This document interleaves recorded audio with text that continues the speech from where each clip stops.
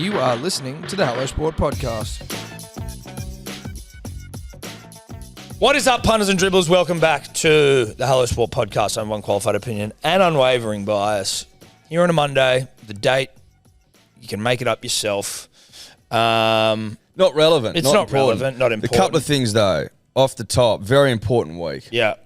3 big events this week. Huge events. Huge week. We start off Tuesday, 6 p.m, hellosport.shop with the Bounce Out Trackies. critically acclaimed Bounced Out Trackie, which will be dropping. Honestly, I've been in these fucking things all weekend. That's what I'm wearing. They stink. And they don't stink upon purchase. No. I've worn them into the ground. I've worn them that way. Smells like your your bum and your balls. And I was like, it was time to wash them. That's why I'm not wearing them. But they are fucking sensational. Hellosport.shop, 6 p.m, Tuesday night, tomorrow night. Yep. Then Wednesday night, New South Wales goes up to Queensland and wins there at a side of first time since 2005. Yep, we're doing a live stream for it, Edward. That is going to be blockbuster. Yes, it will. Obviously, we've got yourself, myself, the great and powerful Hamish Street, and the great and powerful Jack Edward Archdale. We've got the Kings of Keppel. We've got the Kings of Keppel. Now, for reasons which we'll get into soon, there's going to be a heavy Lebanese flavour to that stream, and we will, on this show, be speaking to the preeminent Lebanese voice in this country, Hectic Fred. We will. Just to run a few ideas past him and just to make sure that we're going to be doing our Lebanese right. Exactly. We want to pay respects to our Lebanese brothers and sisters. That's right. And Hectic Fred, the man who would have been on the stream were he not otherwise already. Well, he's a man of honour and he's a man of integrity, and he'd given himself up to given another. his word. Yeah. And it is what it is. It is what it is. And then we see out the week Friday, punters and dribblers, Hacker Major, Brisbane. Yep. If you got tickets, congratulations. If you didn't, stiff shit. Yeah. So the week's absolutely jam-packed. Jam-packed for us. These are one of those weeks Bursting at the seams. Yeah, very excited for this week. It's one of those weeks where you're like, fuck. I mean, in fairness, we get to do a lot. Get to have a lot of fun all the time, which is great. And God's be good. May that continue. But this is a particularly fun week. Great week. Great week. Great week. Great fucking week. Just want to get 3 dubs. You know what, Eddie? Because, like, for some reason, and it hasn't yet been appropriately explained to me, but calendar-wise, the week started yesterday. You know? That doesn't make sense to me, but sure. Let's say that the week started yesterday on Sunday, which is completely fucking stupid. It doesn't. It doesn't, but for some reason I was it of the opinion that on the 7th day, Sunday, God was like, job is done. Yeah. So who the fuck moved it? I don't know who moved it, but I'd like to get some high-level fucking explanations. I'll never forget when I got my homework back. This might have been year 1, kindergarten, something like that. I've still remembered it to this day. When's the week start? Monday. Wrong. Yeah. I go, what are you talking about? Wrong? Yeah, you're wrong. You're wrong, Mrs. fucking Morandini. And not to put you on blast, Mrs. Morandini, but you fucking, you're trying to make a young Edward Simpson, you're trying to put a young Edward Simpson on the Gronk. When you know just as well as the next person, the week starts Monday, even if it doesn't. It does, though. No, and I won't hear another word about it, Tom. But if, Eddie, we're going to go with this archaic and, quite frankly, senseless reality that the week starts yesterday, then fuck, we've had a good start to the week. The week started well yesterday. Okay. I see where you're going. You know what I'm saying? Great start to the week if we're using the old archaic, meaningless, quite frankly ridiculous version of the weeks. ordering of the days. Yep. It's derived from the Hebrew calendar, where Sunday is considered the beginning of the week. Well, listen, full respect to the Hebrews and their the Hebrew calendars. community, and full respect to them and their calendars, but I don't subscribe to that way of life. No. I'm a Monday guy. Yep. And in the fucking church of punting and dribbling, let Week it be starts known, Monday. the week starts Monday. Now, out of respect to our Hebrew brothers Brethren? and sisters, let's just, for today's podcast, that started yesterday, we got off to a flying start. Manly humps the fuck out of the Knights. Everyone gets up on their bets. And, Well, even before that, Eddie, and obviously Tommy and myself, specifically Tom, but I was there holding his hand, got the great honour, the great privilege, lifetime achievement of doing the coin toss before the game. Doing the pre-game coin toss. Shout out to our good friends now lovers at Four Pines who were like, do you guys want to toss the coin for the Manly game? To which we said, fucking oath we do, bruh. It was very nice of our friends at Four Pines to offer that up for us. I fear, Tom, were they not pulling strings on behalf of their friends Tom and Eddie? We may not have been asked. We probably wouldn't have been asked. No. Now listen, that a lot of people are like, "Oh wow, welcomed back into the fold with open arms." It felt like a healing of the divide, like a breaking of bread between two powerful Northern Beaches factions. Well, between two superpowers, us and the Manly Seagulls. Did we sort of have a little chat to the CEO Tony Mestrov for a little while up in the Chairman's Lounge? Yeah, we did. We did. Do we talk about development in the club and all that sort of stuff? Do we one day see him working for us when we purchase the club? Yes, maybe potentially if he sticks around. We'd like him to. Oh, yeah. I mean, Tony seems like an elite operator. I like the way he went about his business yesterday, Tom. I like the way that he talked about things upcoming for the club. He liked our 13-plus jumpers. We did offer Tony, or Tones, as we were calling him by that stage, or Big M. Or Strovey. Yeah. Big M, Big M. We offered him a 13-plus blazer because he was looking quite resplendent in his. Offer not necessarily verbally accepted, but I saw it. Wasn't denied. It wasn't denied. And maybe we look to get those. Maybe we look to get the C-suite of the Seagulls some 13-plus blazers made. Well, it'd be quite nice to get everyone one. Like, even those boys we met when we were sitting in our seats, they look beautiful in their navy jackets with the little Manly pin. Yes. Just feel like they could have been looking more resplendent. Well, we're not a navy club. Which is where I would say we could step in here. Let us take over. Yeah. Dude, let us. And like, I reckon the Warriors have got bloody Louis Brown. You know what we get? We get beautiful maroon jackets, pinstriped, with Manly 13+, just in the pinstripes, down the pinstripe. So subtly. A la Conor McGregor. Yep. Like it. Anyway, we did break bread. It was nice. The thing is, as well, we're not really quite sure why we've been forced to break bread. And also, a lot of them might also be like, we don't even know. But it does feel like bread needed to be broken just because we've been out in the cold. We were saying yesterday, Tom and I, It has felt like we've been on the outer. That could be our own insecurities shining through. And there's every chance that's exactly what it is. But having they don't think about us as much as we think about them. Yes. There's a chance, a small one. Yes. But there's a chance. All these things can be true. But yesterday, when I was in the Chairman's Lounge eating duck pancakes, it felt like this... With Japanese lagers. This indoor dog at heart had been let back inside to sleep on the couch. That's what it felt like. Yeah. I've been out the fucking back making do with no shelter. Shitting on the lawn. Sleeping under a bush for fucking 18 months, and I've not liked it. Chasing possums away. I've not liked it. Back inside. On the bed, on the couch, snuggled up next to Big M and the boys. Yeah. Yeah. Big M and Tony Seibs. Anyway, it was nice. Now, the coin toss. We're standing there in front of the media wall, Channel 9 camera in our mush, ready to go.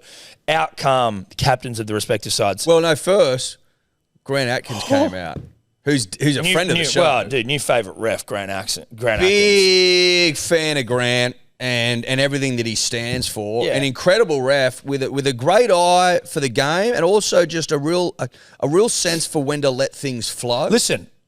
Did we go up to referee Grant Atkins before the game and say, listen, let's ref this thing real fucking down the line, thank you, Grant, and if you want to give us a couple of penalties early, we'd celebrate that. All we said was, Grant, out the gates, just give us a couple of 6 agains to get the boys rolling. Get them rolling. That's all we want, and that's all we need. At a minimum, if you want to throw in some penalties, we'll take them. Grant, look, he didn't outwardly confirm.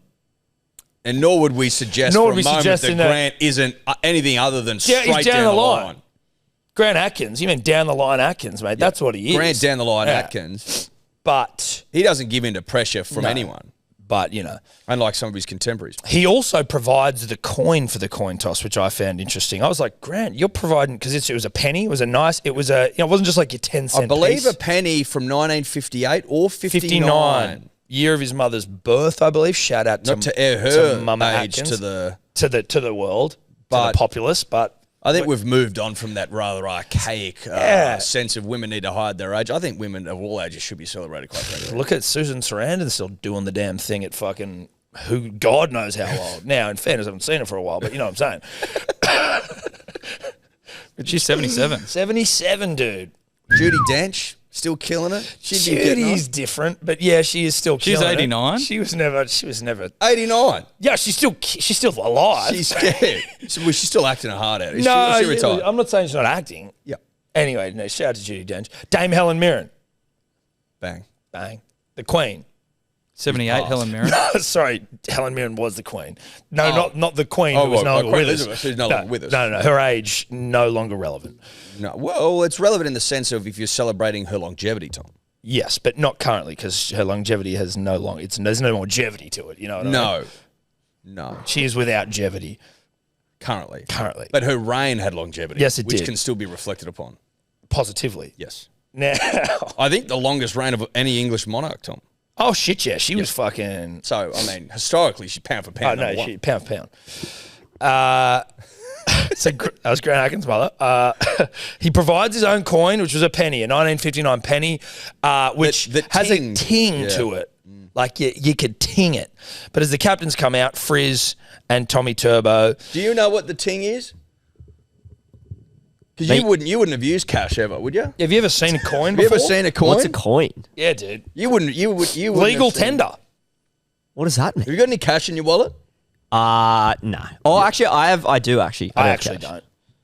I do. The last bit of cash I gave was to that limo driver. The last bit of cash I had. You need to have cash on you. I like to have a little bit on you for emergencies. It comes up more than you might think. I know. Well, that limo driver got it all. Anyway, it tinged. It tings. Which you wouldn't get. And Which was just the ting is just so. Like it tings just so. You're like, oh, there's a coin at work. It took me back to a time that you and I have only read about. You know? Like when life was simple, you know, just after the war, people are fucking the house down, kids are coming, families are 10, 12, 15 strong, you know?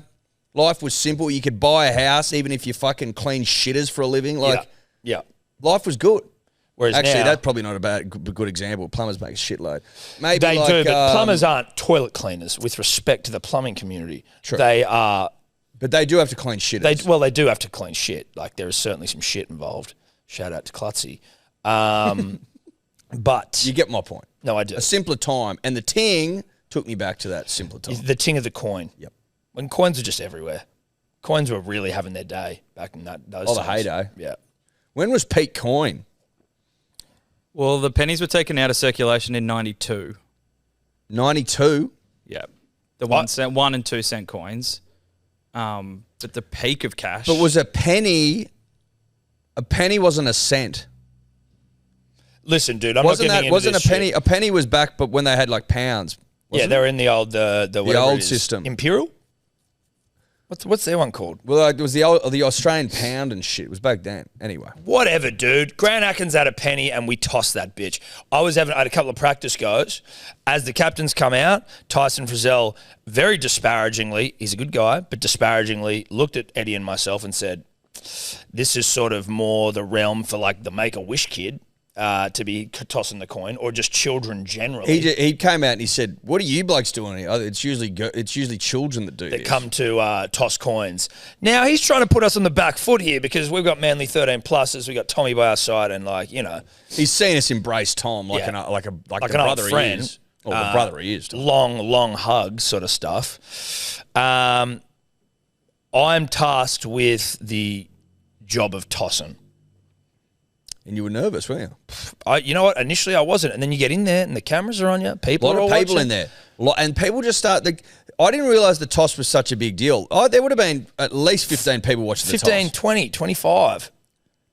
I would have said 30, to be honest. If you'd said 30, I wouldn't have said anything. Yeah, you would have agreed.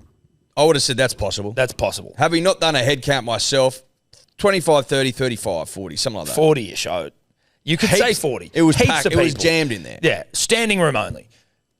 Well, everyone was standing. It's because there was the only fucking room for standing. There was no room for seats. Yeah. So we've got Tommy there, we've got Frizzell, we've got Grant Atkins, we've got TV Channel guy, 9. we've got Cord guy, we've got fucking 4 Pines guys filming us. Yeah. Manly guys. Manly filming us. Fucking hell, mate. Room The was- pressure's on. room was packed. Packed. I go, all right, let's get this show on the road. I toss, Frizz calls. And not a great toss. Not a great toss. It was actually it was a limp toss. I would say it was the worst of your tosses, including the practices. Yeah, definitely. It was. And you know what? Gods be good. They were smiling on us that day. The cameraman, as it's in the air, goes, hey, I'm not ready yet. I go, righto, bruh. Quickly slam my foot over the coin. How did you we never asked Grant how he felt about that, you stomping on his mum's penny. Listen, it's a good... I never thought about that. I never thought about Because it. you stomped on it. I stopped because I didn't want Frizz to see the result. Yeah, but he did. No, he didn't see the result. didn't see it. No, fuck no, he didn't see the result. You saw it. I fucking know. He got it right. Actually, no, he got it wrong. He got it wrong. He got it wrong. He got it wrong. It was a head, and he called It was a head tails. and he called tails. Now, they had to do it again. Sorry, Frizz. Now, he went again, got it right, but my toss was pure as the driven snow. Because we were dealing with a low ceiling. We were in the tunnel on the way out to the ground. He's probably missed the roof by 15 centimetres. I'd say it was a really good, honest toss. We were basically discussing before the official toss was like, sign of a good toss is how close you can get it to the roof without it hitting the roof. Because you want everyone to be like... But you also wanted to be above head height in a meaningful way. Yeah, because then everyone's got to look up to enjoy. And the only way to achieve that when you got tall guys like Tom and us, obviously 6 foot plus, 6'6", and 6'7". and Tommy's in there 6'6", 6'7", 6'8", is you got to get it close to the roof, which Tom achieved. Yeah. Now it comes down tails. Frizz has called tails, so we lose. Now you might say there and then, shit, not a good sign. Not for a good the club. sign. But I thought the opposite. I thought that the chaos of the moment really wigged Frizz out. He just he looked a bit like, wait, what's going on? We got inside his head. Yeah, we did. And then Tommy Turbo said, I would have fucking picked to run that way anyway. So it didn't matter. Frizzell's like, oh, we'll run that way. Tommy's like, yeah, great. I would have gone this way. And we're Sure. like, yeah. And Tommy knows. Well, you don't think Tommy knows his own fucking field, mate? Yeah, exactly. Fair income. So it was good to get a win early, even though it wasn't technically a win, but it felt like a win because Tommy was happy with it. Well, it was a win because Tommy was happy. And it was a win because Frizz was wigged out and thought, I'm just going to win all day now. Yeah. Which is, you don't want to go in that confident against a rampant Manly Seagulls with a young Humphreys kid at 7. Humphrey be a bear Just absolutely slaughtering the opposition. with his looks and his biceps and his body. You can tell a lot about a footballer by the turnout of his friends on debut. Yep. Humphreys bears They were in out there, signs, dude. they were in shirts, they Yeah. were all off their guts. It was great to see. It was honest rugby leagues. We were where we were sitting. We were with our families who were with us, Evie Rose and Steph and Zoe and the girl and Ella, and then right next to us was Humphrey's family. They were up and about, yipping and yahooing, but then down on the fucking floor area, ground area. What do you call that? It would be the southwest corner. Southwest corner, thank you. The Humphreys boys were fucking There they are. Yeah. There they are. And the they boys. accosted one Edward Simpson on his way into the shitters. They did.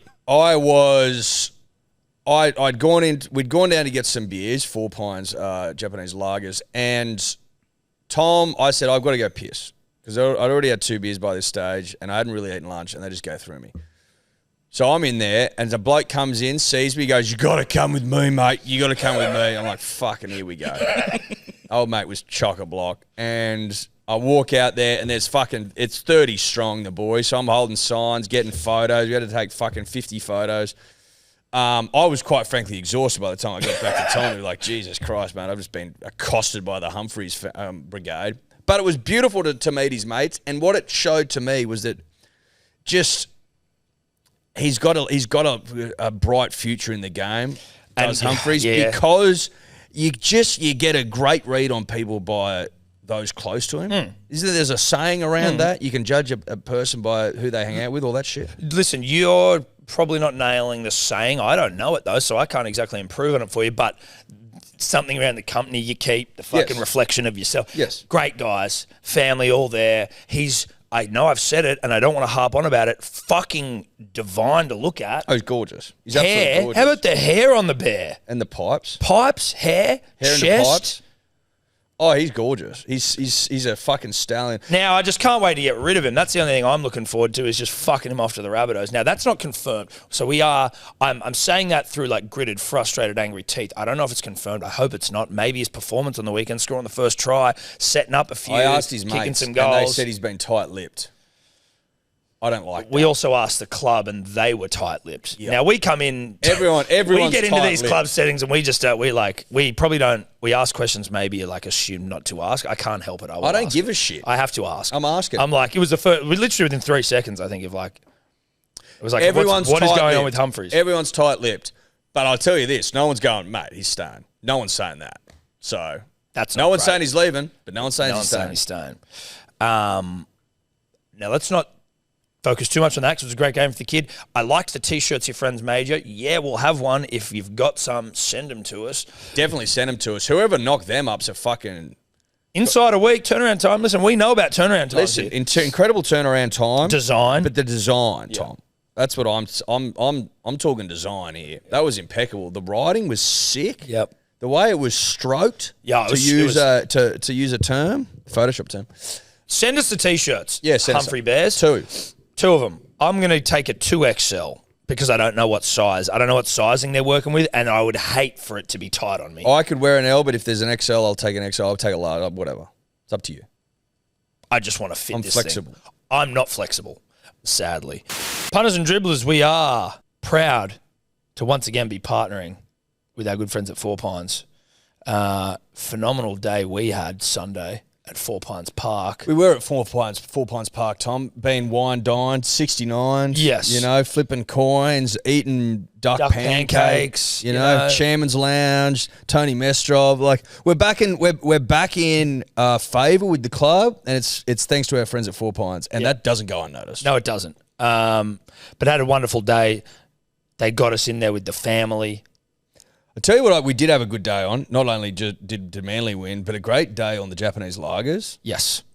A very, very sessionable beer. Lovely, easy, crisp, clean drinking beer. Perfect for the game of rugby. It's a rugby league beer, Yeah, it is. which I appreciate. Well, it certainly helps. It's what I look for in a beer. Mm-hmm. Has this beer got rugby league about it? Yes or no? Answer me the question. Does it have a bit of rugby league about it? Yes or no? And if it's yes, I'll drink it. If it's a no, I won't. And what I'm telling you is Four Pines Japanese Lager has a bit of rugby league about it. Plenty of it. Thank you to our friends. The game proper, Edward?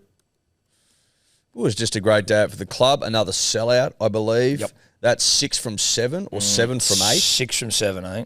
6 from 7. 6 from 7. The other one we didn't sell out, it was pouring rain. And it was the Raiders, so obviously no one cares. But just shout out to the club, Manly. Credit where credit's due, Tom, is that the game day experience has been elevated. They put on a good day. It's been elevated. Yep. And it's credit to those behind the scenes. Big M. To Big M and the team all the way down, Yeah. you know, all the way down. It's a community club. It's a family-friendly club, Tom, and it's pro rip and tear if that's the way you want to go as well. Well, it's something for everyone. you can be the Humphreys boys and you can be ripping and tearing, or you can be Tom and Eddie with our wives and little Evie Rose and Zoe Estelle. Yep.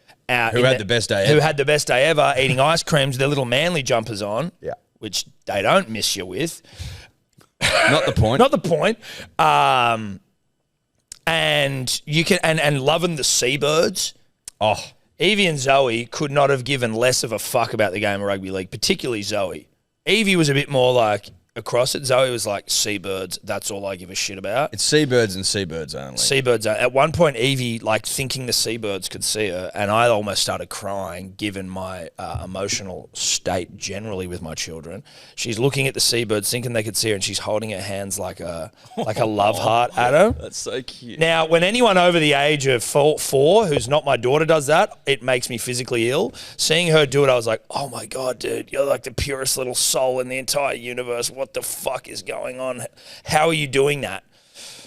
She also was obsessed with the mascots. So Manly putting on one of the great days. Yeah, and I understand now why we're selling out. Oh, yeah. because it's not been the best year on the field performance. Performative. Obviously, we're coming 7th. We're in the 8. We're entrenched, but it's not like we're winning the comp. No, we will, but not like we are now. We're not leading. You know? And we're just rolling out full houses, which must be the envy of the rest of the league. Yeah. I mean, when was the last time the Tigers sold anything out, for God's sake, you know? Where's the club spirit? Well, there's no spirit there. There's no spirit. Where's the club spirit? We'll get to those guys. Shout out as well to Cyril for putting on one of the great halftime performances. Well, I think more so After the shout out to blackout. Cyril, Tom, who had to contend with the fact that his much vaunted performance was cut incredibly short to begin with. He's up there for fucking 2 minutes before the power goes. No. He was up there for 30 seconds before 30 the power seconds. goes. I'm sorry, my stopwatch out. No, well, there's a difference between 2 minutes and 30 seconds, given the nature of his 8-minute set. 30 seconds into a Cyril set, which we were all fucking licking our collective lips for, it then bang, cuts out. Where's Cyril gone? And they had lights on the field. They had fucking smoke fireworks machines, and fireworks, like fireworks on the field. You don't get that. Where do you get that? No stone left unturned at Brookvale this year. Who's getting fireworks at halftime performances? No one. No one else. Now, because, you know, this was the electricity issue was a council issue. That's what I'm led to believe, and something that we personally will be taking up with the local council at a later date. We'll be penning a letter. We'll be penning a very serious, sternly worded letter, but Manly being the professional operation they are, bang, got everything back on. Cyril comes back in with that song that everyone knows. The Stumbling In remix? Yeah. Our love is a lie.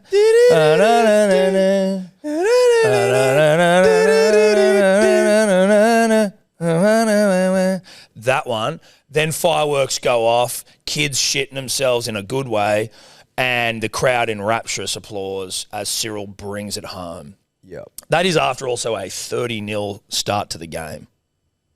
Is that correct? Yeah. It's 44-6 it ended up, you know. Consolation try at the end of Frizz, 72nd minute. Yep. Stiff shit sort of stuff. Good to see Sebo miss out on his bet, though, just quietly. And Guru.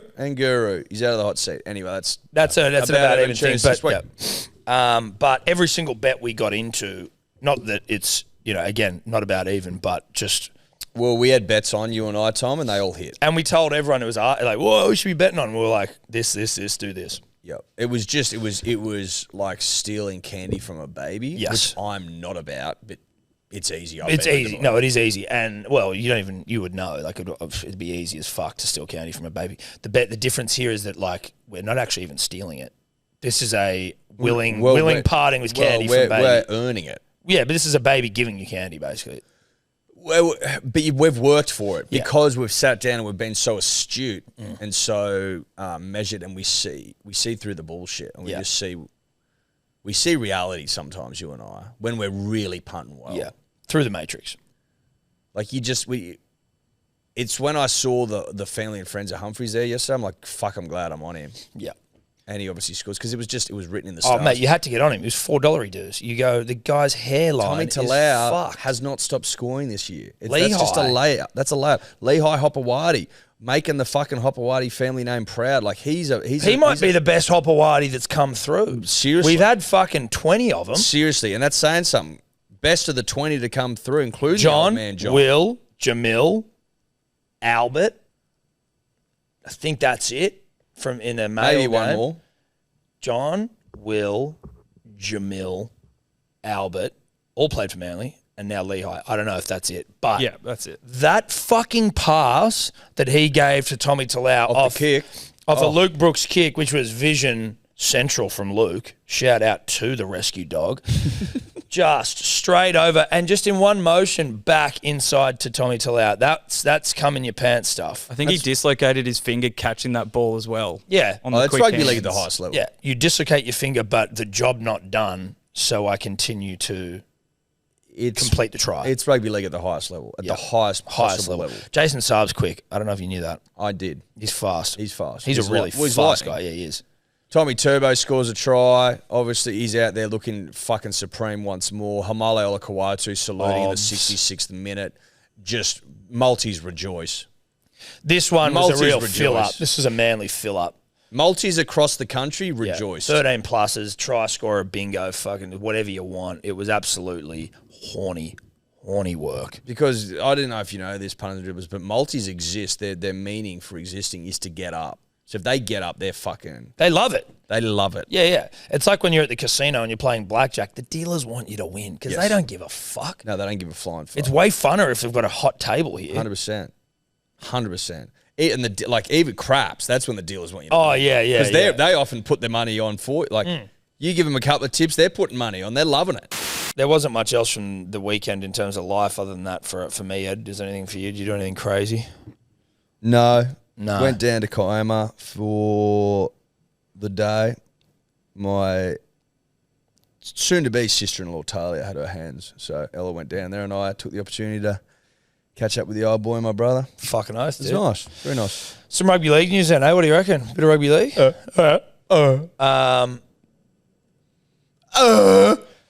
That one's for that fucking dickhead that told me to stop. So there's a couple of things. There's obviously a lot of things, right? We've got State of Origin. I'm going to be honest with you. There's not a whole lot of State of Origin shit going on at the moment, but we can get to some in a little bit. I would like more. I want someone to come out today and just fucking go hard. Now, listen, maybe it's because someone tried to kill Donald Trump that, like, my eyes haven't been looking at enough State of Origin news. Like, maybe that's it. That he got This might be an attempted assassination. Can I read you something? They might be trying to I don't know if this is- assassinate the I don't know if fucking this is coverage bull- of the Origin. This is our coverage of the Trump assassination, punters and dribblers. This tweet that I read on the shitter. Dude, this is our coverage of it? Yes. Okay. Shout out to Hugh Allerton, who friend of the show, who sent this into my group chat. This is on Twitter and is a recount of Trump's round today on the golf course. He played golf. He played golf today? Yeah, I'm a cart boy at Trump Bedminster, where Trump's played today, just about 16 hours after nearly getting assassinated. He was in high spirits, which was great. Took time to chat with a lot of the staff, allowed us to follow him around for a bit, and there was a decent big group with him. Anyway, I was able to watch him putt on the 9th green. He had about a 20-footer with probably 2 feet of break. Sure enough, he drains it and goes, difference between me and the shooter is that I don't miss. No way, dude. Is that real? legit? I don't know. I'm reading it out. Holy shit. I'm reading it out. PGA Tour reshared it. Fucking hell. I hope it's real.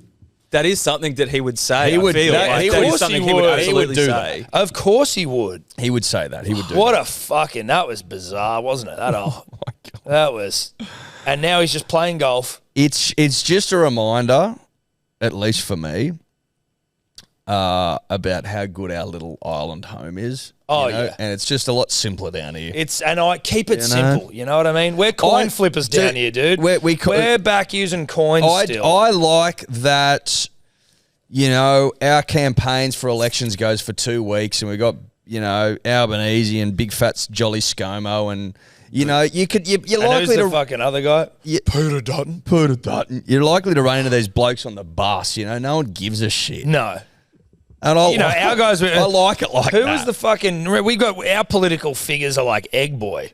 Remember Yeah. that kid who Yeah. egged one of them? Yeah. You know what I mean? Nice That's our and big... simple. Like you can America's see. got Candace Owens and we got Egg Boy. Yeah, we got Egg Boy. You got fucking ScoMo there at the Sharks games trying to pretend like he knows what he's watching. Like that's innocent Yeah. shit. Shit himself at Engadine Macca's. Yeah. Might have been a rumor. I don't think so. I think it was true. That again, that's the sort of the level of political. You know, Trump's fucking porn stars. Yeah. ScoMo's shitting his pants in a Macca's, allegedly. So it was a reminder. Obviously, fucking awful what happened, but Yes, awful. fucking awful, disgraceful. But just a reminder. That photo is pretty thug. It's hard not He to. can't like he's plummeted in the betting in like a positive way. You know what I'm saying? You can't lose with a photo like that. No. I don't think it's possible. You just have to stay alive. I think potentially there's a chance that the shot was missed, so to speak. Like the security now is just going to be fucking outrageous. It'd have to be, right? It'd have to be. It will be. So And like, but also if they can't shoot him, then what? Now you just can't like. You need someone to like try your meals for you. he'd have his own chef, surely. But yes. Anyway, Sounds like he's still out there playing golf. Like, I mean, if you're trying to fucking off him, just nip round to the golf course. Well, I mean, I don't think you'd be able to get from within 138 metres with a rifle anymore. You'd hope not.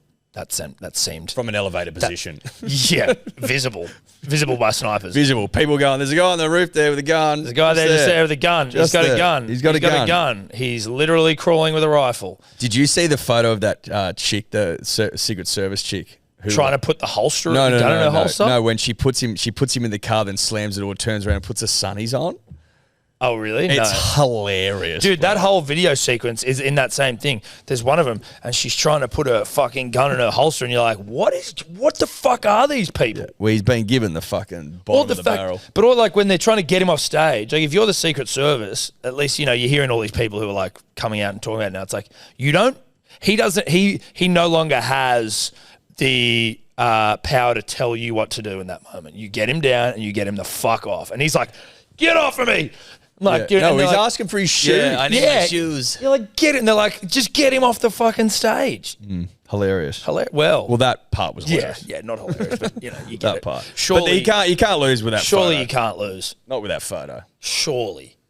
Not with that photo. No. Rightly or wrongly, I don't give a shit. All I'm saying is, from my perspective, a photo Of that power, legit that magnitude. is automatic dub. I saw a thing on the internet yesterday, and this guy was analyzing the photo, and it's actually like it's perfection from a photography standpoint, and how like the photographer who took it was like a veteran, like he'd been taking photos for years, and in this moment, like how balanced it was. So like where all the Trump dead center. How he's framed it. How he's framed it. All the Secret Service's eye lines are like on the rule of thirds, and then the flag is balanced by like another secret. And it was just like going through how this guy's just absolutely fucking nailed it. That's not the full. That's not the one. The full one. No, it's no, that, no. but it's bigger. It's the one with the flags more because you can see the prominent. whole flag. Did you see? Actually, I didn't notice. Moving his head just a tiny bit, dude. That like, one there, yeah. That's it's not even that one either. No, it's not that one either. Did you see? Actually, when he fucking first like gets his ear nicked and then he goes down, there's cameramen sprinting to get photos. I'm like, these guys are fucking Psychos. savages, bro. Yeah, completely psycho. Like straight up there and into it. And people are ducking and shit, and they're like getting right in there. Yeah. What about the people calling it a fake, a hoax? People died. You know what I mean? People died. Who? Stage? So people. So What are first we and foremost, people have talking about? died. Secondly, they've gone and found some guy who's volunteered to intentionally nick his ear and then have his head blown off. Who's signing up for that? No. So some people are saying that when I saw one where it was like that. When he goes down. Some people are saying blood capsules. Oh, right. Some people are saying he's gone down and done the whole WWF where you like just like nick your ear with like a razor blade. But what about the people that died? Someone died. Yeah. Yeah. It's just madness. Madness. And the photo of the bullet going past his head. Have you seen that photo? Yeah, Now bro. that's a photo. It is insane. I'm getting it up now. That is the most insane photo. Yeah, it's ridiculous. Anyway, fuck.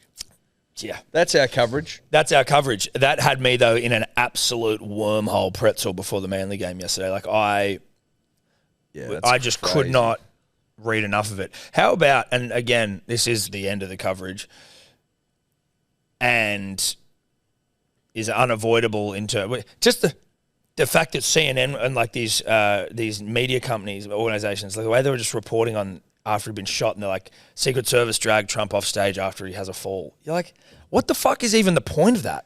Yeah, someone got fired for some for in an article saying that they shouldn't have missed or something. Oh, dude, yeah, there's like a bit of that going around. Yeah. The fucking, what was the it's just insane, whatever. It's fucking insane. That whole country, Jesus Christ. Thank God for us just being down here, dude. Like, just get me away from all of that shit. I know. Again, back to our 2-week fucking campaign trails where it's just like... Yeah. ScoMo tackles a kid, accidentally when they're playing soccer. I remember that. That's the good shit. That's what you want, That's dude. the good That's shit. what Hook you that want. shit to my veins, Yeah. bruh. Speaking of outrage of another kind in the greatest game of all rugby league, we covered a couple of weeks ago the festering wound that was the very sad breakdown of a relationship, a premiership relationship between the great and powerful Paul Gallen and Chad Townsend guy, Chad Townsend. Chad from Chad, big Vinny Chase guy. He Gal,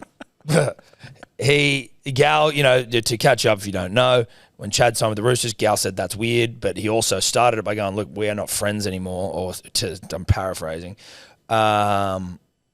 We're not mates anymore, whatever, blah, blah, blah. Everyone's like, why the fuck isn't Chad and Gal mates? Some sort of a random falling out. It comes to light, or at least it's reported in the Men's Women's Weekly yesterday, that it was around Gallen's criticism of the Cowboys, just in the media, them being shit. And then he went to do an interview with Chad post-game, and Chad refused to talk to him, refused to shake his hand, and that was sort of like the genesis. Is that right? And then it went on to say that Chad, who has designs of coming down to the Roosters and then joining the media, not a big, thick skin guy, and like apparently has like had a list of journos who talk shit about him, who he was like they were like on Chad's shit list. Oh, he's got like elderly skin. Yeah, he does. You know when like you could just like rip pull it apart their skin. Yeah, rice paper skin. Rice paper skin. That's right. Shout out to Rice Paper Rolls. Shout out to them. They're very good. Now, that was in the paper yesterday, and I think it was Buzz Rothfield, the great and powerful master of mayonnaise. He had sort of been writing about it, I believe, and then he was like, fuck, if you want to come and get into the media, you might want to be a little bit more robust and understanding of how it works here, bruz. Gallen is paid for an opinion. As are they all. That's his job. Yes. And your team was not going well. Were they going well? I don't know. It was 2022 when they ended up finishing third, but everyone was tipping him to win the spoon at the start of the year. This would have been around the time when Paul Gallen and Phil Gould had their bet where if the Cowboys won the comp in 2022, then Paul Gallen had to eat Phil's underwear. Yes. Yep. So you can really, when you look at it through that lens, Gallen's got one of the more horrendous bets on the line and has to be death riding your side. Yeah. The last set of undies on the planet he would have wanted to eat is Phil Gould's. Listen, if you believe what you hear, Phil Gould could do with a Listerine strip, let alone what his bumhole smells like. Correct. I don't think... Listen, we'll leave it at that. But, I used to listen to 100% Footy a lot back then. Not as much this year, but I don't think I missed an episode in 2022. And all Paul would say is that he didn't think that side could go with other sides when the whips were cracking. Like he wasn't saying they were the shittest club of all sides. Because that's if that was the year, like there's no way he would be saying that because they weren't. They were a good side. But he didn't. So if fucking Townsend's off him for that, Christ. Now, listen, there has been some developments, all right? I'm getting them up on my phone, and then I'm going to send them to Tobler. So I've got him here. The Instagram? Yeah, and the Twitter? It's the same thing. Yeah, same shit, right? But have you got them from both of them? Not from both. Okay, who you got? Chad. Get Chad's up. This is on Chad's Instagram story and Twitter yesterday. Brothers for life, Paul Gallen. Now, I don't know. God, that's a head of hair on Chad. Fuck me dead. Have a go at the head of hair on him. Thing, dude. He's got one of the His hairline starts halfway down his forehead. Yeah, no, well, it starts at his eyebrows. It's incredible. That's a serious head of hair, that. Yeah, it is. Now, Brothers for Life, I don't know whether... This seems like maybe bread's been broken because Gallen reshared it with handshaking emojis. Oh, they must have. But then when I first saw this, I went, oh, is this some spicy bullshit because it's been in the media? Or is this like we've smoothed things? No, this reeks of smoothing to me. They're embracing Paul Gallen. Like, the whole thing's large. Paul Gallen reshared it. They've broken bread, for sure. Well, he said thanks for the chat when he reshared it, didn't he, Gal? Again, I'm just trying to work out whether this is legit or whether it's like, thanks for nothing, like... No, this is legit, 100%. It's not passive-aggressive enough. It's not passive-aggressive enough. No. Well, if it was up, it's not on Gallen's Instagram anymore. It's been 24 hours. No. Nah, because we can still view Chad's one, the original post. That's interesting. 20 hours ago. Let me just double check. That was posted. Screenshotted it. if he did reshare it, has since Dude, deleted I it. swear he did. No, he 100% did. And of course I didn't. Oh, did I? Yeah, Gal did reshare it. Thanks for the chat at Chad Townsend. Handshake. And he's deleted it. Yeah, I don't. Yeah, he's taking it down. God, I'm like that. See that. That's interesting.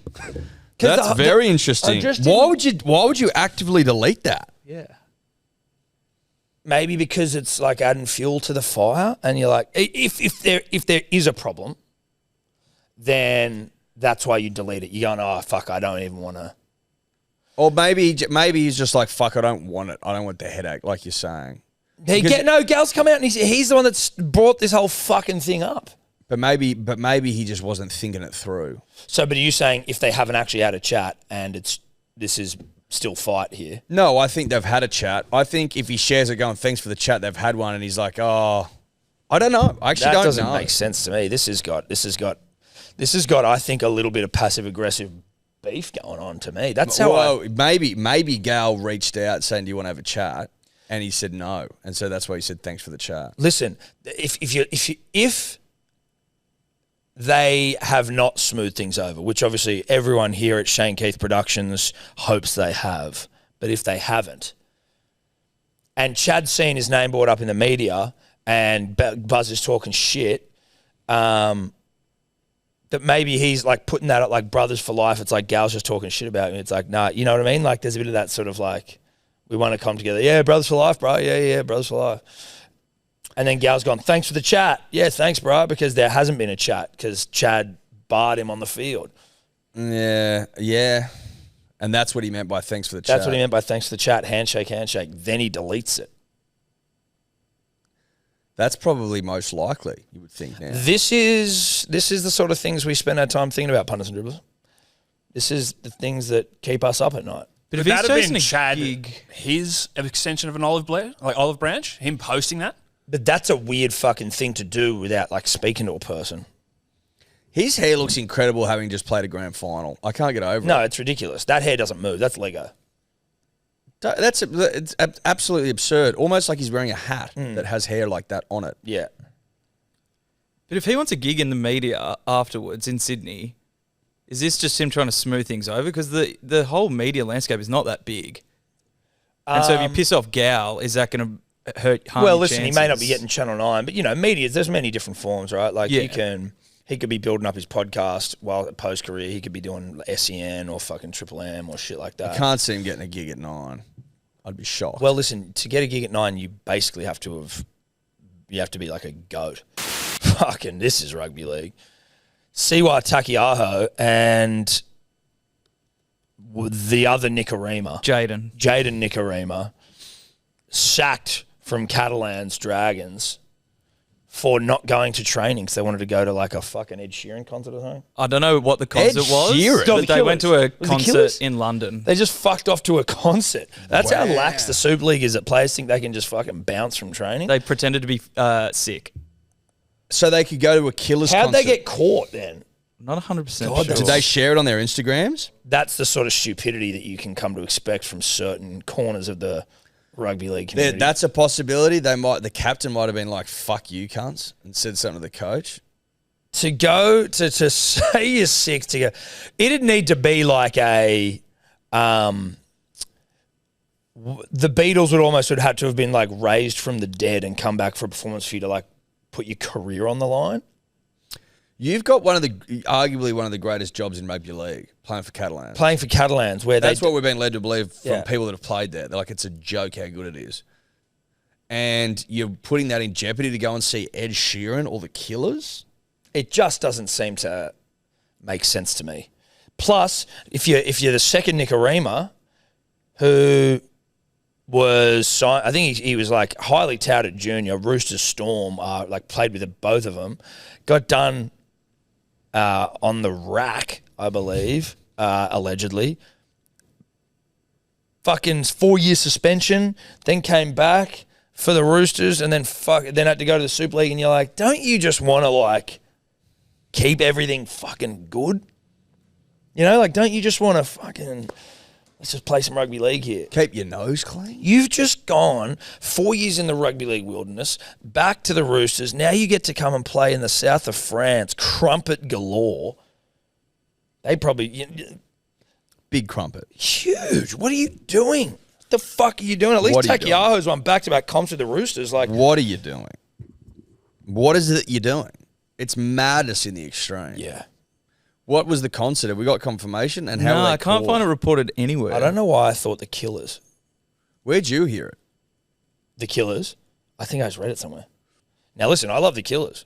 Killers are mad. I would fucking... The Killers? Big fan of the Killers. Like, huge fan of the Killers. Huge. But if I had to, like, lose this job to go and see the Killers are getting fucking nabrad. Would you go and see anyone to give up this job? No. No. This is a bit random, but the Killers the other night played when the England game finished in the previous game of the Euros. So yeah. the game finished, England won, and then they opened with Mr. Brightside, and everyone just went crazy. And was it in the stadium? Yeah. So Can it was we like, get you know that? how Had there's it a up on screen the behind the big band? screen behind yeah. them. Oh, that's cool. Oh, so as in at their concert, they So had at the that thing concert, on, the Euros was on the screen behind and them. then England won, and they just come Yeah, in. they came with out. Mr. Brightside. I wonder whether they were like, this is the thing we'll start with only if... Because, like, it's such an energy pumper, that song. Like, It's a finish with kind of song. yes, but, like, if England I was thinking win, the same thing, you yeah. you just go, fuck it, we got to start with Mr. Brightside. Like, what a... Can you get that up? The video's pretty cool, actually. Yeah, get that up. And then we can talk a little England. We can. There's also a bit of English Super League news. Nice. Goal that looks like giving them a place in a European Championship final. That's exactly right.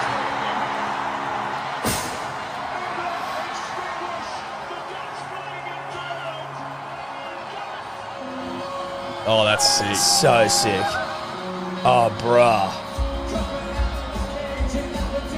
You know what? If this is where the fuck is this maybe where Taukeiaho and that wanted to be? I get it. I get it. I get it. Take it all back. No, all of it I back. take it all back. No, makes a lot of sense. No, dude, You can that's- fuck the Catalans off for Oh, that. Jesus Christ, for training? Oh, come on. Fucking Get it hell. together. To do a couple of run around some cones and pass the They're footy, probably, let them they're off. probably 17th and 18th man. Let them Who live. gives a fuck, mate? Let 'em live. No one gets that experience. Was that a sold out Wembley? Yeah. Absolutely heaving? Come on. Yeah, no, that's exactly what Brightside it was. on full time? Yeah. After a 90-minute Ollie Watkins goal? Absolutely absurd. You're absolutely foaming at the dick for that. Oh, okay, I completely get it. Completely understand. My apologies to Taukeiaho and to the other Nikorima Yep. of rack fame. Allegedly. I get it. Yeah, I get no, it.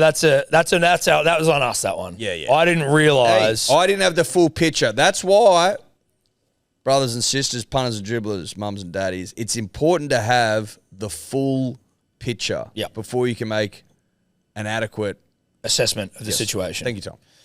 Now, Just quickly before we get on to the Euros, or the Copa America as some call it, South's new $700,000 signing, Lewis Dodd from St Helens, the much vaunted replacement for Braith's kid, Lockie Ilias. I struggle to remember his name out of anyone's name, and I don't know why. Well, he's not playing much rugby but I've league heard at it the a moment. 1,000 times. Yeah, listen, Eddie, you know what? We've got a lot of names and a lot of things stored in these brains of ours, and something's got to make way These for big, thick Australian brains. something's got to make way for potential Olympic value bets. You know what I mean? Yep. So Know that. I've been doing some research over the weekend and come up with quite the multi. yeah, Quite the multi. South's new signing Lewis Dodd dropped. He's in reserve grade in the Super League, so that's exciting Well, for the Rabbitohs. interesting when he was signed, people that know the Super League were like, this is the most absurd signing of all time. Made no sense to people that follow the Super League. He's been dropped. So that's interesting. There's not much. He's dropped. Good luck to the kid. Yes, good luck to the kid. Want the best for the kid. Good luck to the Souths I kid. don't care about. Good luck to the kid. But But like when you've now got Whiten and Walker sort of humming. it's not a good place to be, reserve grade Super League, then coming over to one of the biggest clubs in the comp to play 7 in the NRL. Tough. That's a tough gig. Yep. For a young kid too. He's young, isn't he? Don't know. 22. Yes. Yeah, that's tough. That's not fun. 22. They lost anyway. Huh? They lost to Wigan. There you go. So he's not even in a side that can win. Like, I mean, you know, he sounds like he's in the souths of the fucking Super League right That's now. what it sounds like. Shout out to our English brothers and sisters. Not big tournament winners, guys. You know, Not big tournament guys and girls. That's now officially back-to-back Euro final losses. You've never won the Euros, which I read today and was shocked to read. You've won one World Cup and nothing else. That's it. 1966. And they just get so, you know what? It's almost like they just come on too strong as a country where they're like, I saw videos on BBC of like celebrities all like, it's coming home. Ed Sheeran, oh, it's coming home. I can't wait. Fucking, you know, everyone just, and you're like, listen, guys, it's never coming home. So like, you need to stop talking about it like it is, and then maybe it will. You're 100% right. They haven't recognised nor realised that they've cursed themselves with this coming home shit. Yeah. It's not going to come home if you sing that. Stop it. You need to stop it. It's like the Babe Ruth curse. Like, all these curses exist. You've cursed yourselves. You don't even know it. No. Nothing's coming. Nothing. Since you've started singing that song, nothing's come home. Nothing. Nothing's come home. No. Nothing at all. It also seems like... Except losers. I thought Losers it was- have come home. I thought it was the song for just the World Cup. But They now sing it at just- everything. Right, but was it like something that started at the World It Cup? would have started the World And Cup. then now they just, because obviously they're not winning World Cups, they have to just sort of like drop it to like lower tier competitions to, do you know what I mean? Nothing's coming home. No. And the reason I think they said it was coming home is because they did win it and then it was supposed to come home, but it hasn't come home since, and the Euros have never won. It was first penned for the 96 Euros by two comedians. Oh, really? So it's been around for a while. But 1996, not that long. But their golden generation was in and around then. So That's when I'm pretty sure they Okay, lost that final and Gareth Southgate missed a penalty to Yeah. win it There in you that go. 96 Euros. So this song is just a full-blown curse. because they had, like, think of it, they had Scholes, they had Neville, they had fucking They have Beckham. Beckham, they had Ferdinand. Gerrard, Ferdinand, fucking unbelievable side, Giggs, and they won nothing, nothing at all. Wayne Rooney, like nothing at all. So I can't help but think that there's a little fucking curse going on, personally. And I will say this, right? Like, I have an affinity for the English people. Of course. I like an English person, man or woman, as much as the next. We are... But as a sporting rival in a country, I couldn't fucking hate a side more. I couldn't hate them more. Well, Suck a fucking dick. in the sporting realm, we care little for you. Very, Oh, very God, little. dude. I woke up. You're I at the didn't bottom get of the up for list. it. You're my most hated foe, Yeah. obviously in the Ashes, which is the most important contest there is. And obviously you are the most hated foe because you're the only ones we play. I was about to say that makes sense. But I didn't But the most hated nonetheless. I didn't get up for it. I just rolled over. I saw a score. I smiled and put my phone down. Sucked in. I loved it. I wake up, first thing I read was Max Down saying how good it is at starting your Monday morning with English tears. I completely concur, Max. Yep. Completely concur. I do feel for a couple of my friends, specifically Joseph McComb and Luke Bracey of Nude Soon fame, who are living in London and who were basically they were like, pray for us, please, because if England get up, we're in for one of the most almighty sessions of all time. Now, it didn't happen. And then we were like, so what? He's just like, everyone just goes home. Of course I do. Well, you going to go out and rip and tear? Nah. The energy's gone, mate. Deflated. What was I going to say about England? Wouldn't have been anything positive. Oh, I imagine. this was it. And I saw this maybe in Punters and Dribblers. Australia, not a noted soccer nation. In fact, we care very little for it, particularly in the male, outside side. of the Tillies. We do, and we've been excited in the past. Obviously, you know, we all look back to that Uruguay penalty shootout where John Aloisi sends us to Germany. Well, that was our golden generation. Timmy Cahill, 2 goals. Marky After we're Verdukes. down 1-0, Verdukes gets the third. Like Bresciano. Harry Kewell scores against Serbia. We go through the round of Schwarzer. 16. We're robbed by Italy. We know the Zelko story. Kalic. We know the story. We know the drill. But even we have won a continental championship.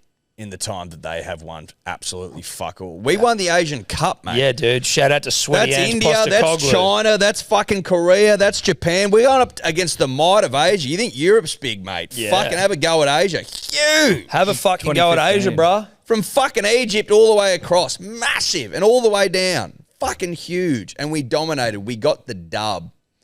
So, England point suck. is, you don't get it. No, You don't get shit. they don't get it. And on one level, I feel sorry for you, and on another level, that was a joke. I don't feel sorry for you at all. Sucked in. Yeah, I don't feel sorry for you. Dude, I'm just thinking about Sweaty Ange Postecoglou when we won the Asian Cup now. Dude, He was so sweaty. He was see-through. In a what? Can you just find Ange Postecoglou? No, I think he was actually sweatier during World Cup qualification because you'd have to go to the Middle East. I thought the final was in fucking... It was in Australia. Was it? Yeah. The Asia Cup? Yeah. Then that must be what I'm thinking of. You're thinking of qualification where we'd have to go to like Kuwait and shit. Yeah, that and might it's be it. fucking- And he was in a white shirt, Yeah, and he just yeah, looked like yeah, he was doing a wet T-shirt competition. Yeah, and he had his nips out. Oh, dude, it was full glass nips. That's when apparently his heart broke for Australian football, again on the men's side, when we won the Asian Cup and he just thought that everyone would get around it and no one gave a fuck. No. Well, we gave a fucking on the night. But not in the afterglow. No. There was no afterglow. Because it's just, no disrespect, big football guys. Yeah, look at Sweaty So Ange. this was when we qualified for the World Cup in 2016. Oh, that must have been it. Where Abu were we Dhabi. that night? Abu Dhabi. Abu Yeah, Dhabi. we He had the go. singer on underneath as well. Checks. No, I don't think he does, dude. Why would you have a singlet underneath in Abu Dhabi? That doesn't make sense. Does he? No, dude. I think that's I just... feel like there's a singlet there. No, that's Not in not this a one. singlet. dude. There, in that one on the right, he's wearing a singlet, is he not? Are they different nights? Next one. They different Next one. nights. To the right. Tobler's not. Oh, this one. He's wearing a singlet in that. I don't know if they're the same nights.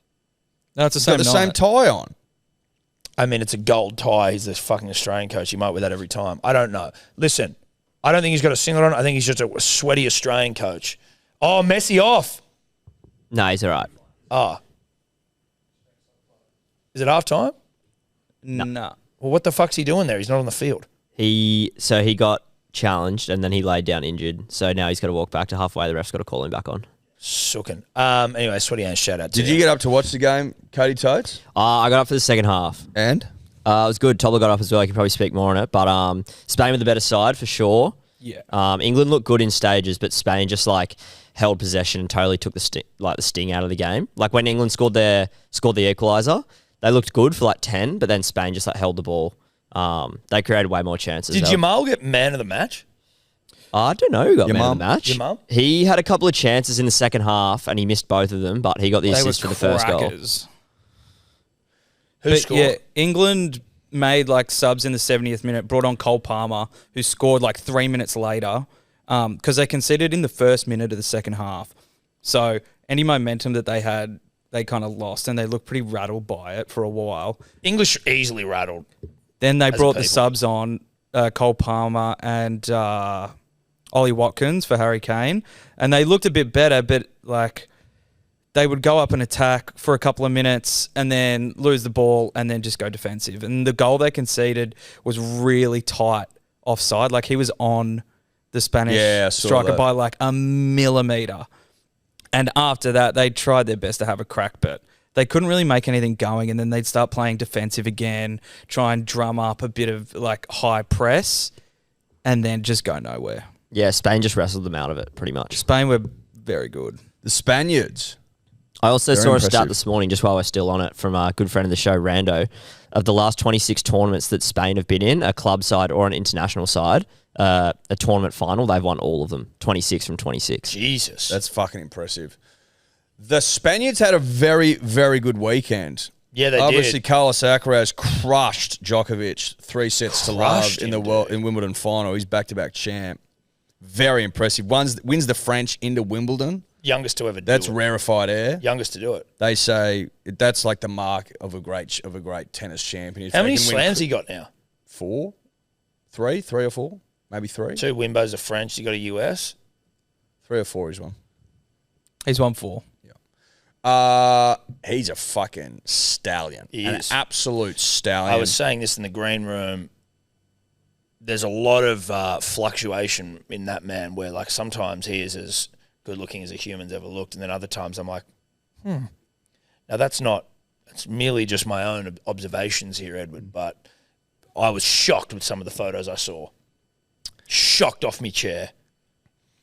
Well, as Shallow Hal taught us, beauty's in the eye of the beholder. It's a great point, and I apologise to everyone for my surface level Well, for your vanity and observation of a man who, you know, we have looked at his fucking underpants photos on this show before.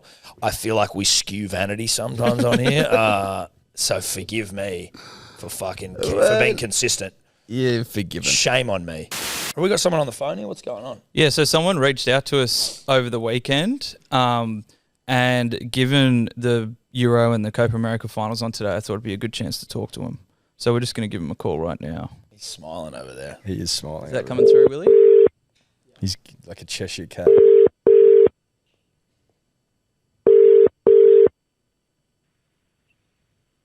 Pablo Fagiano, Fox Sports News. Is this the great and powerful Pablo Fagiano? I'm alive, fellas. I'm alive. He lives. Thank God. I do live. Fucking oath, dude. Oh, my God. I wouldn't, like just the strange life we live. This time last week, I don't think that we're going to be sitting down to have a yarn with the great and powerful Pablo Fagiano. And now here we are. How are you, brah? I can only imagine. I'm well. It was actually one of my colleagues here. I work for Sky Racing these days. Yeah, okay. And a colleague of mine, Sarah Cross, she randomly said, do you know that you've been mentioned on a very popular sports podcast? And I'm like, no. Anyway, she played it for me, and then obviously it got around the office fairly quickly. So it's been quite a good laugh. Oh, that's good stuff, mate. You're one of the golden generation of Fox Sports News hosts that we've just sort of been getting really nostalgic over recently. Even again today. Indeed. Well, I actually now these days at Sky I work with Ben Way and Jared Middleton. Yep. There you go. Yep. Couple of goats. Yeah. Yes, absolute goats of Fox Sports News. So, it's good to team up with them again. But, yes, the glory days. They were when a lot of people were watching. Yeah. Do you yearn for the glory days? Mate, I've always said it is the most fun I've ever had at work, and I'll never relive those fun days again. Yeah. It was just one laugh after another from all the sporting activities we used to do in the office. I mean, I could send you some incredible footage of Ben Way bowling to John Aloisi in the hallways of Fox Sports News. Wow. Yeah, it was just one time to be at work, and everyone was young, huge sports fans. What more would you like? Seriously, I'll tell you what it showed. Yeah, well, it did. The enjoyment shone through the screen.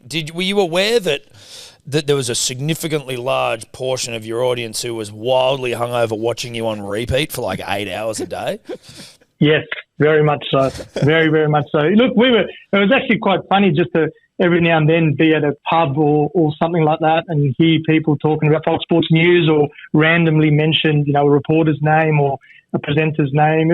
It had a pretty decent following. I mean, anyone who wanted sports highlights as quickly as possible would tune into Fox Sports News. So it was a fun time to be part of the channel. And as I said, the people that were there at the time, I was there for almost a decade, were incredible people to work alongside. So I do yearn for those days, absolutely. Big time. Yeah, and again, like, we have been going hard at this, but like, it was a game changer in the sense that like highlights were reserved for the evening news or the morning news, or, if you were going onto the internet. But this then became just a 24/7 highlights channel. Hook it to my veins. Hook that shit to my veins, please, Pablo. Yes, absolutely. And people just knew that certainly at the top of the hour, if you wanted your AFL or NRL highlights from, the previous day's game or the previous night's game or the game that had just finished, you knew that you only have to wait 3 or 4 minutes and you'd get those highlights. Yes, exactly. So it was actually quite, as I said before, quite a fun time to be part of the channel, and it was nice that it had quite a big following, and we had a cast of thousands, to be honest. We used to have quite a few number of reporters and presenters, and everyone just loved their sport. And as you just said, I think it did come through the screen, people's enthusiasm for what they did for work. 100%. Now, did you watch England-Spain this morning? I did. And look, with the name Pablo, you'd have to think that I'm a Latino background and I'm Argentinian. Oh, so you're watching right now. Yeah, so to see England lose, it was very, very nice. Sorry, we're just watching Copa America at the moment. Yes, I'm watching it too. I thought it might have been full time by the time we spoke, but no, they're in extra time. So it's still going. Don't worry. Much like you, we're watching and talking at the same time. You might suddenly get a big F-bomb from me if they concede, or a big celebration if we score. Yeah, perfect. Look, England.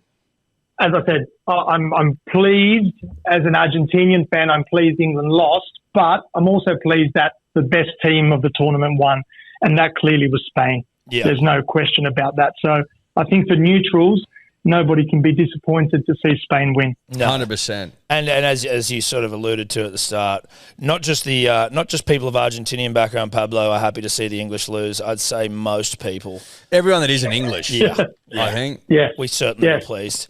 Another heartbreaking loss for them. Who can complain? Yes, exactly right. Now, there we go. I thought you were going to be in some trouble there, Pablo. You're all good. Argentina's turned Colombia away there, mate. It's actually our producer Tommy said we were getting someone, and we were like, "Who the fuck could this be?" Had no idea. I had no idea. No idea. This has just absolutely lived up to every expectation. It's such a. Your name just came back to my brain just out of nowhere. Oh, you plucked it out of nowhere. It just came to me. Pablo Fagiano, Fox Sports News. It's just one of the great sign-offs and of all time. So, mate, it did throw me when my colleague showed me the audio, and I was thinking, how on earth has my name just randomly popped into your head? So I was as dumbfounded as I'm sure some of your colleagues there were. Yeah, exactly. They were like, who the fuck is Pablo Fagiano? I'm like, you don't know. You didn't come around in the right time. Pablo Fagiano, one of the greats. Mate, thank you very much for coming on for a yarn, and good luck with everything you're doing. Thanks, mate. Really appreciate it. No dramas. Lovely to talk to you guys. Can you sign off with another Pablo Fagiano Fox Sports News for me? Pablo Fagiano, Fox Sports News. Yes, there we go. There we go. Thanks, Pablo. Thanks, mate. Good on you. Good on you, fellas. Thank you. Thanks, Bye. mate. Huge. Well done, Tobler. That was great. That was Shout fantastic. out to Pablo Fagiano. Shout out to Pablo Fagiano. I didn't really. Surely Argentina win now. You'd fucking want to hope so. You'd want to if God's be good. It would have been great if they'd got a goal while he was on. They almost fucking did. It was a great save. Anyway, there you go. Pablo Fagiano from Fox Sports News. Dude, his name just popped into my fucking brain.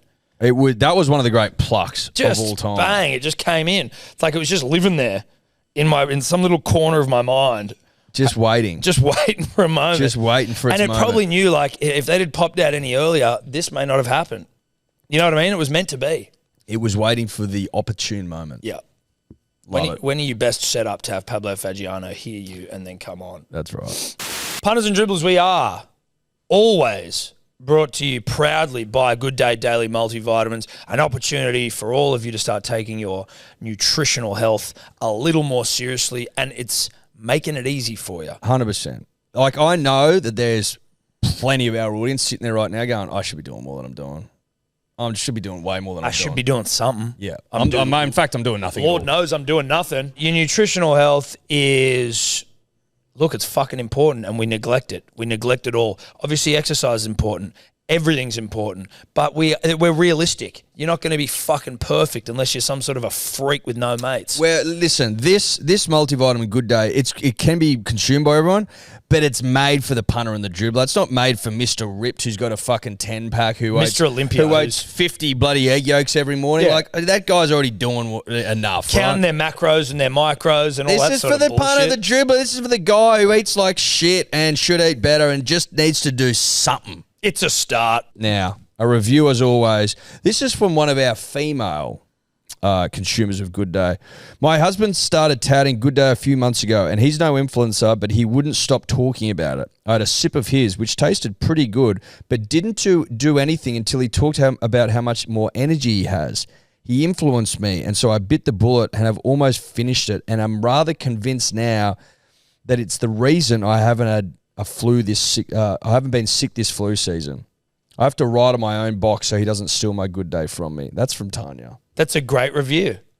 It's just that's an honest Australian review. It's perfect. Listen, take our word for it, but also the reviews speak for themselves. Head to begoodhealth.com.au. Code Dribblers. Code 20% off. Dribblers. Smart decisions. And all that. We love you. Now, as we were saying before, State of Origin stream coming up Wednesday evening. For Game 2, we had the great and powerful Hectic Fred on, who welcomed you basically into the Lebanese community, given the state of you with your pitch black beard and hair. Hectic Ed. He did. Hectic Ed was my moniker. Yes. And I've come to love it. No, look, it's good. What people were calling for, though, was for Game 3 that you get the full-blown Lebanese fade. Yes. Beard into hair, which I've put my hand up for. I've volunteered for. And then subsequently... Yes, but it wouldn't have felt right, I don't think, if we all weren't in it together. Given that it's state versus state, mate versus mate. That's right. So Tom also booked in for a Lebanese fade. Jarch also booked in for a Lebanese fade. And so is Hamish Street. Although he doesn't have a beard, he's going to do his best. Yes, he's going to definitely do the hair. But what we also realised, punters and dribblers, is... so obviously, look, unfortunately, Fred couldn't be there, but we have a Lebanese halfback in Mitchell Moses, also in a similar situation where we had to go up to Suncorp to win it. So 1994, we lost Game 1 in Sydney. We won Game 2 in Melbourne. And then we won Game 3 with an Lebanese hooker, Benny Elias, who actually hit 2 field goals. So we're just seeing a shitload of similarities. There's a lot of Lebanese that there's a Lebanese line through this entire thing. That's right. And we are just trying to do our bit, and so we feel like we've got to Lebanese the fuck out of this stream. Given that Hectic Fred not able to attend, we do want to get the man on the phone to just try and get some insights from him as to what we can do to really lebo up the joint. Yep. From cuisine to vibe. So, Fred, I believe we've got him on the line now. Hectic Fred, are you there? What's up, Tom? What's up, Hectic Ed? What's up, bruh? How are you? I'm doing well, bro. How are you boys? Mate, we're ready to go. We're just pumped up. Obviously, the state, we go to war Wednesday night, and we just need to be as prepared as possible. Oh, mate, don't worry, bro. I've got you covered, man. Whatever you need to become more ethnic, man. We call the voice the shabab. You know what I mean? I don't know many Arabic words, but I do know the shabab. And look, Eddie, he's already one of them, man. Listen, there's this saying: once you go black, you can't go back. I don't want Eddie to go back. He's got to stick with his black hair, man, because it suits him too well. Mate, the Greys are doing their best to come through, I can tell you. They're fighting. They're fighting back. They're fighting their way through. In terms of, so like we're trying to Lebanese up the stream a little bit, Fred. Obviously, you would have helped a lot being on there, but is there some cuisine? Obviously, we just usually get a couple of pizzas in here, but like we want to get some serious Lebanese chow for everyone to enjoy. What should we be looking for? All right, so look, it's very simple. You can go super traditional, or you can go, listen, there's charcoal chicken everywhere now. That's pretty much the Lebanese stamp on there, and they've all got garlic sauce. And Thum is what we call garlic sauce. So when I call Moses Storm Raider, that's what I'm referencing to. I'm telling you, like, you guys will love garlic sauce, all right? Now, I'll see if I can cook something up. I might be able to drop something off on the way. One where it will put hair on your chest. I'll just have to see if I can get like, they're very special. She makes them special, but I'll try to make some calls to make sure she can make it extra special, and maybe I can drop it off on my way. That'd be an honour. Garlic sauce and barbecue or chicken or any sort of meat is like a match made in heaven. Okay, perfect. That's good to know. Now, even though it's not Lebanese, the way it's pretty much every second Lebo owns an acai chain right now. So maybe if you want some dessert, that's probably the way I have to point you now. Because whenever somebody thinks of Lebos at the moment, they think of acai. So Yeah, I've seen a fair few. I actually saw a very funny thing about Lebanese acai. Is that acai, right? like, there's like a full fucking renaissance of the acai thing, and it's like, isn't there like outlaw acai or some shit? Isn't that the big one? acai underworld, bro. Yeah, acai underworld. Okay. Love So that. they've sort of taken over. But look, there are some really, really good desserts. Kanafe obviously is when we win and you want to celebrate. Yep. A dessert called kanafe is going to go very hard. Yep. Okay. Sick. You just can't hate it. It's just a solid, mate. Whether you're white, whatever you want, mate. Whatever you are, you how it is. Well, listen, we're all Lebanese on Wednesday night. That's That's right. for damn sure. 100%. Okay, sweet. Now, listen, I don't know what our what's it called? Our smoke alarm situation is in this building, Edward. I mean, I know we've got them, but is the shisha a Lebanese thing, or is that me being ignorant? No, I'd have to say it's a Lebanese thing, you know, but it's sort of everybody's got their own version of it. Everybody's got their own flavors. Like if you ask a Turkish bloke what they like, will be different to what the Lebanese guy likes. But for the most part, I think it's a Lebanese thing. But there's always this conflict over what the origin of everything. But hey, every Albino smokes except for me. So Okay. All right, and then What drums or anything like? Is there like a Lebanese drum? Is that a thing? yeah, there's plenty of them. Like if you go to a Lebanese, you'll know straight away where about our drums. We've got the small one. It's called a drumbake, and there's a big one that is called the tabr, where the tabr is very, very loud. You see them at all the weddings. Like I've seen them at rugby league games. Like they love to beat the crap out of it. There's a smaller one. I can bring you one, bro. I got one, man. dude, yeah, that'd be dude, sick, dude. that'd be well, but also like I don't want you going out of your way here. If there's a way we can, then that would be sick. But also if there's like a Lebanese drum store, I'm happy to go and procure one. No, bro. I got you covered, man. Don't worry.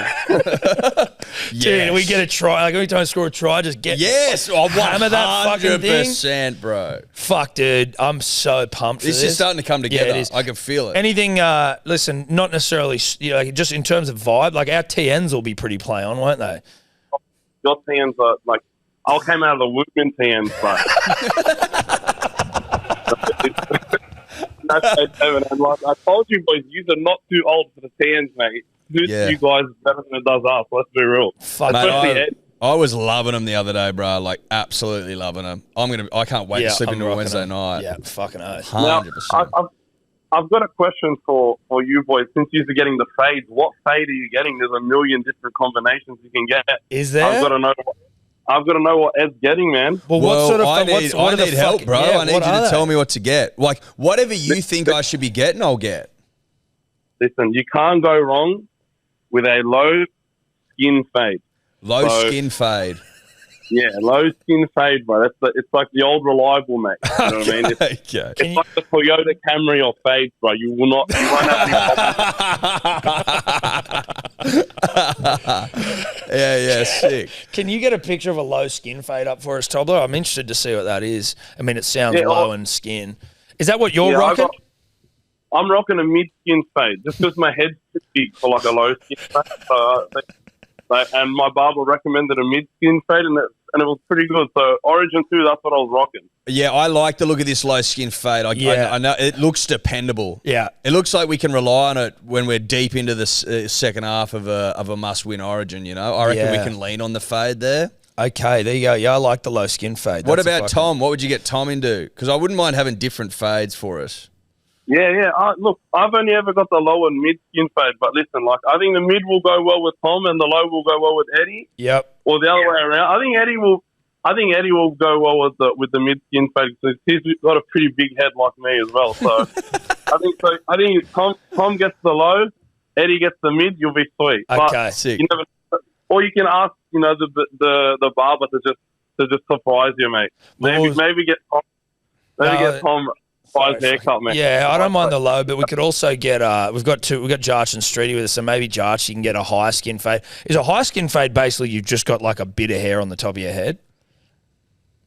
Nah, so like it's not the fade happens on the side of the head, bro. You can have as much as you want on the top. That's my knowledge. I'm no barber, but high skin fade is they start the fade a lot higher than where they would on the low. Yeah, Yeah. No, Jarch has got a high. He's got a high. He's got a high skin fade. Yeah, he's about a him. high skin fade for sure. Yeah, Definitely. sick. Fucking oath. Love it. All right, Fred. Well, mate, thank you very much for giving us some time there. I feel like we're much better placed to do the Lebanese community proud. Which is all we want to do. That's all we want to do. You want to respect the culture. That's right. Because if we're going to get a win in enemy territory, hasn't been done since 2005. Yeah. Then we need to leave no stone unturned, which meant getting our Lebanese right. Correct. And such was the positive feedback of your presence on Origin Game 2, that we needed to try and maintain a level of Lebanese presence on the stream for Game 3, given that you can't make it. So this works out well for us. 100%. It's good to compensate for me not being there. All right, and I can always recommend you some more stuff. It just depends on what your daily caloric intake goals are. All right, if there's no goals and you don't care what goes into your mouth, I'll send you some more stuff. Perfect. No. This is Origin 3, mate. We more the merrier. The more the merrier. We need to go all out. So whatever you've got for us. I've got you, bro. Don't worry, man. I've just got a question for Eddie before we head off, man. Yeah, bro. Just because you look ethnic, have you found yourself like subconsciously bartering with people? Trying to talk down from their notice. Mate, Ella reckons that my personality has changed a bit, so you could be onto saying. Dude, you've always loved a bit of a barter though as Fucking well. oath, I've loved a barter. I think maybe more now than ever. I've always loved to haggle and negotiate and drive the best possible deal for myself, my friends and my family, Fred. So yeah, fuck yeah, dude. I'm loving it. Now you look the part, bro. How you look the part. Because I know when the person working at a register or a store owner sees you, they know they're gonna someone that wants to haggle. You know, before it doesn't look like that. They get shocked, but at least now they can prepare themselves. You know. Yeah, that's right. That's right. Oh, fuck yeah. Good on you, brother. Thanks, love your work. Fred. Thanks, boys. You have a great one. Cheers, Good on bro. you, mate. Up the Blues. Up the Blues, bruh. There you go, punters and dribblers. What a man. The great and powerful Hectic Fred. Just a sensational young man. Just a sensational young man. Sensational individual. I am very much looking forward to that. I'm looking forward to getting a drum. Dude, the drum? The drum will be going to fun. be... We're going to beat the fuck out of that thing if we win. Yeah. Stiff shit to the neighbours. Oh, bruh. Get one up, yeah. Get a big We're dog having up, yeah. and also, I want full Lebanese feast. Like, it's got to be a fucking full-on Lebanese feast. I can promise you right now, he's obviously going to send some stuff through. We're getting more than chicken and garlic sauce. We're getting the full gamut. Yeah, exactly. And was he saying he was going to get his grandma to make... Because I remember last time he was on the stream, he said his grandma makes a mean something. Yeah. Tom. Which is another, I think that's what they call garlic sauce. Right, but this one will fucking... Supercharged. Yeah, this will give you hairs on the chest. Mate, if Fred's grandma whips us up some tom, bruh. That'll be one of the great honours of our life. Yeah. Well, we can't lose. No, you can't lose. Can't lose. Can't lose. Anyway, that's State of Origin. The only thing actually before State of Origin is wrapped officially was that Madge, to mimic the ferociousness of the Queensland crowd at training, had a DJ come and play crowd noise. I don't know if it was Cyril, but... Did he really? Yeah. Love that. That's preparation. Yeah. No stone unturned. Sort of I stuff. love that. Pedophile, you failed. What's it say? But you sound like you just said pedophile. Prepare to fail. If you Fail to prepare. prepare to fail. That's how. You said pedophile. What? Jesus Christ. That is State of Origin, though. I don't know. Is there anything... Bradman's confirmed. Yeah. And Suoli'i was approved to be 20th man in case Bradman goes down. Yep. Sure. In case Burton goes down, I think. I'm happy. I'm happy with that. Be best, baby. Yep. The very best. Well, he's 1 from 1, isn't he? Kid's 1 from 1. Yep. Don't mind him running a train on Val Holmes. Yeah. Big old rugby league train. gabbering on him, and Because we'll have our TNs on. yeah. He's a bit of a TN guy. He's gonna gabber on on Val Holmes. He may be at any time. He's going to gabber all over him. What's he any timing at right now? What is the gabbering Bradman best at any time right now, punters and dribblers? Like if you went a New South Wales 13 plus into a gabbering Bradman best, $3 he's paying. I'm like, if we win on Wednesday night, it's going to be one of the all-time gabbers. Yeah. We'll put hard styles on it. We'll put hard styles on gabber and just gabber the fuck out of that stream. Yeah. Can we have some hard styles just ready? Like maybe anytime a try's scored, just blast hard styles across the fucking We'll stream. do that and we'll gabber. I'll get you some songs to fucking tee up. Sweet.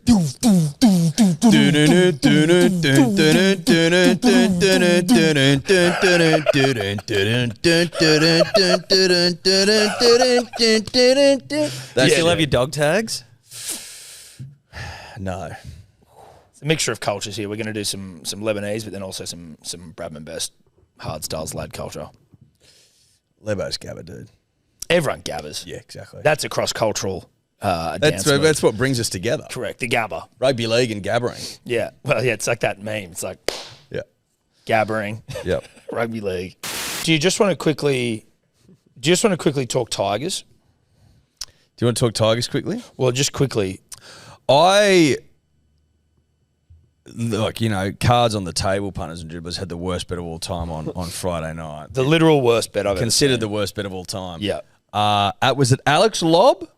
2+. Yeah. Alex Tigers plus 7.5. Yeah, into Alex Lobb 2+ tries, paying $8. Now, when I realised that Alex Lobb wasn't the generational footballer I'd been led to believe. Oh, really? Where had you seen that? Well, I'd listened to Cody Totes. I'd listened to Cody Totes of one-armed Tigers fan. You mean fame. one-eyed?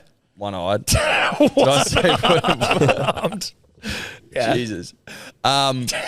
It honestly, and this is in no way a shot at Alex Lobb, who seems like a lovely young man, but it did look from the opening minute like he was running through waist-deep water. Well, in fairness to Lobb, he was injured. He hurt himself. No. That was halfway. I'm trying to be nice to the kid, Edward. I'm talking about the start. I'm trying to be nice to the not generational Alex Lobb. And But very rarely, there's not many generational players. But when I went in thinking he was generational, you didn't think he was generational, that's mate. what Shut Cody the fuck Totes up. said. You And he made said, dude, this guy Lobb we're bringing on is 6'5" and he's fucking good. That's Did what you? he said. Yes, he did. You weren't there. Did you say it? I said he's tall and he scored in his first game. And you said he's fucking good. Now, when you have 2+ on Lobb, who looked like he was stuck in mud, it was tough. It was a tough night. The odds were worse. The It was worst part paying of the bet. It was paying $2 any time. No, but the fact that you saw a fucking Tigers plus 7.5 into a Lobb double at 8.75, like the value of that, what needed to happen, and then the value of that, it was the worst thing I've ever seen. but I was very honest about that on the show. Well, very you were honest. called out for it. And No, then bullshit. I said it when I introduced it. No, we said this is the worst Check thing the I've ever tapes. seen. We said Check these the odds are fucking tapes, disgusting. liar. You're a liar. No, you're a liar. Mate, you lie 58. constantly. All you do is lie. No, as you're the a liar. last week's show. That wasn't a lie. That wasn't a lie. I didn't lie. I was incompetent. You were caught out in the I was worst lie of all time. incompetent in the extreme. One of the great lies of all time. But not a liar. Now, don't deflect, buddy, because you had the worst bet of all time. in which I said I've got the worst bet of all time, but I'm you putting it on. found out, Lobb 2 or more with respect to the kid. Now, Plus the point 7.5. is, what this has uncovered though is that, and this is just a fact, the Tigers are playing worse football now than I think they've played since they merged. That side should never be allowed to play first grade again. It was, I honestly feel terrible for Benji, who's been thrown into the worst possible job. The bloke's literally never coached. He will regret. I Maybe won't. I hope he doesn't. But I would be shocked if at the end of his coaching career he doesn't go, fuck, I regret taking that Tigers job. He is a sacrificial lamb. He did a 1-year tutelage under a bloke who's been retired for fucking 20 years, and then he's been thrown this side and gone, good luck, champ. It's fucking disgraceful how they've treated Benji. I am a little less like Benji knew what he was getting into. So this well, you have to, right? He's a big boy. He took the job. He went to Fiji. True. I don't feel sorry for him. Like I don't feel sorry for him. I do. I feel sorry for him. I did maybe early on. Now I'm like, bro, like you're either good enough or you're not. You have a shit team, but they're not that shit. You had moments of improvement. But Benji has no coaching experience.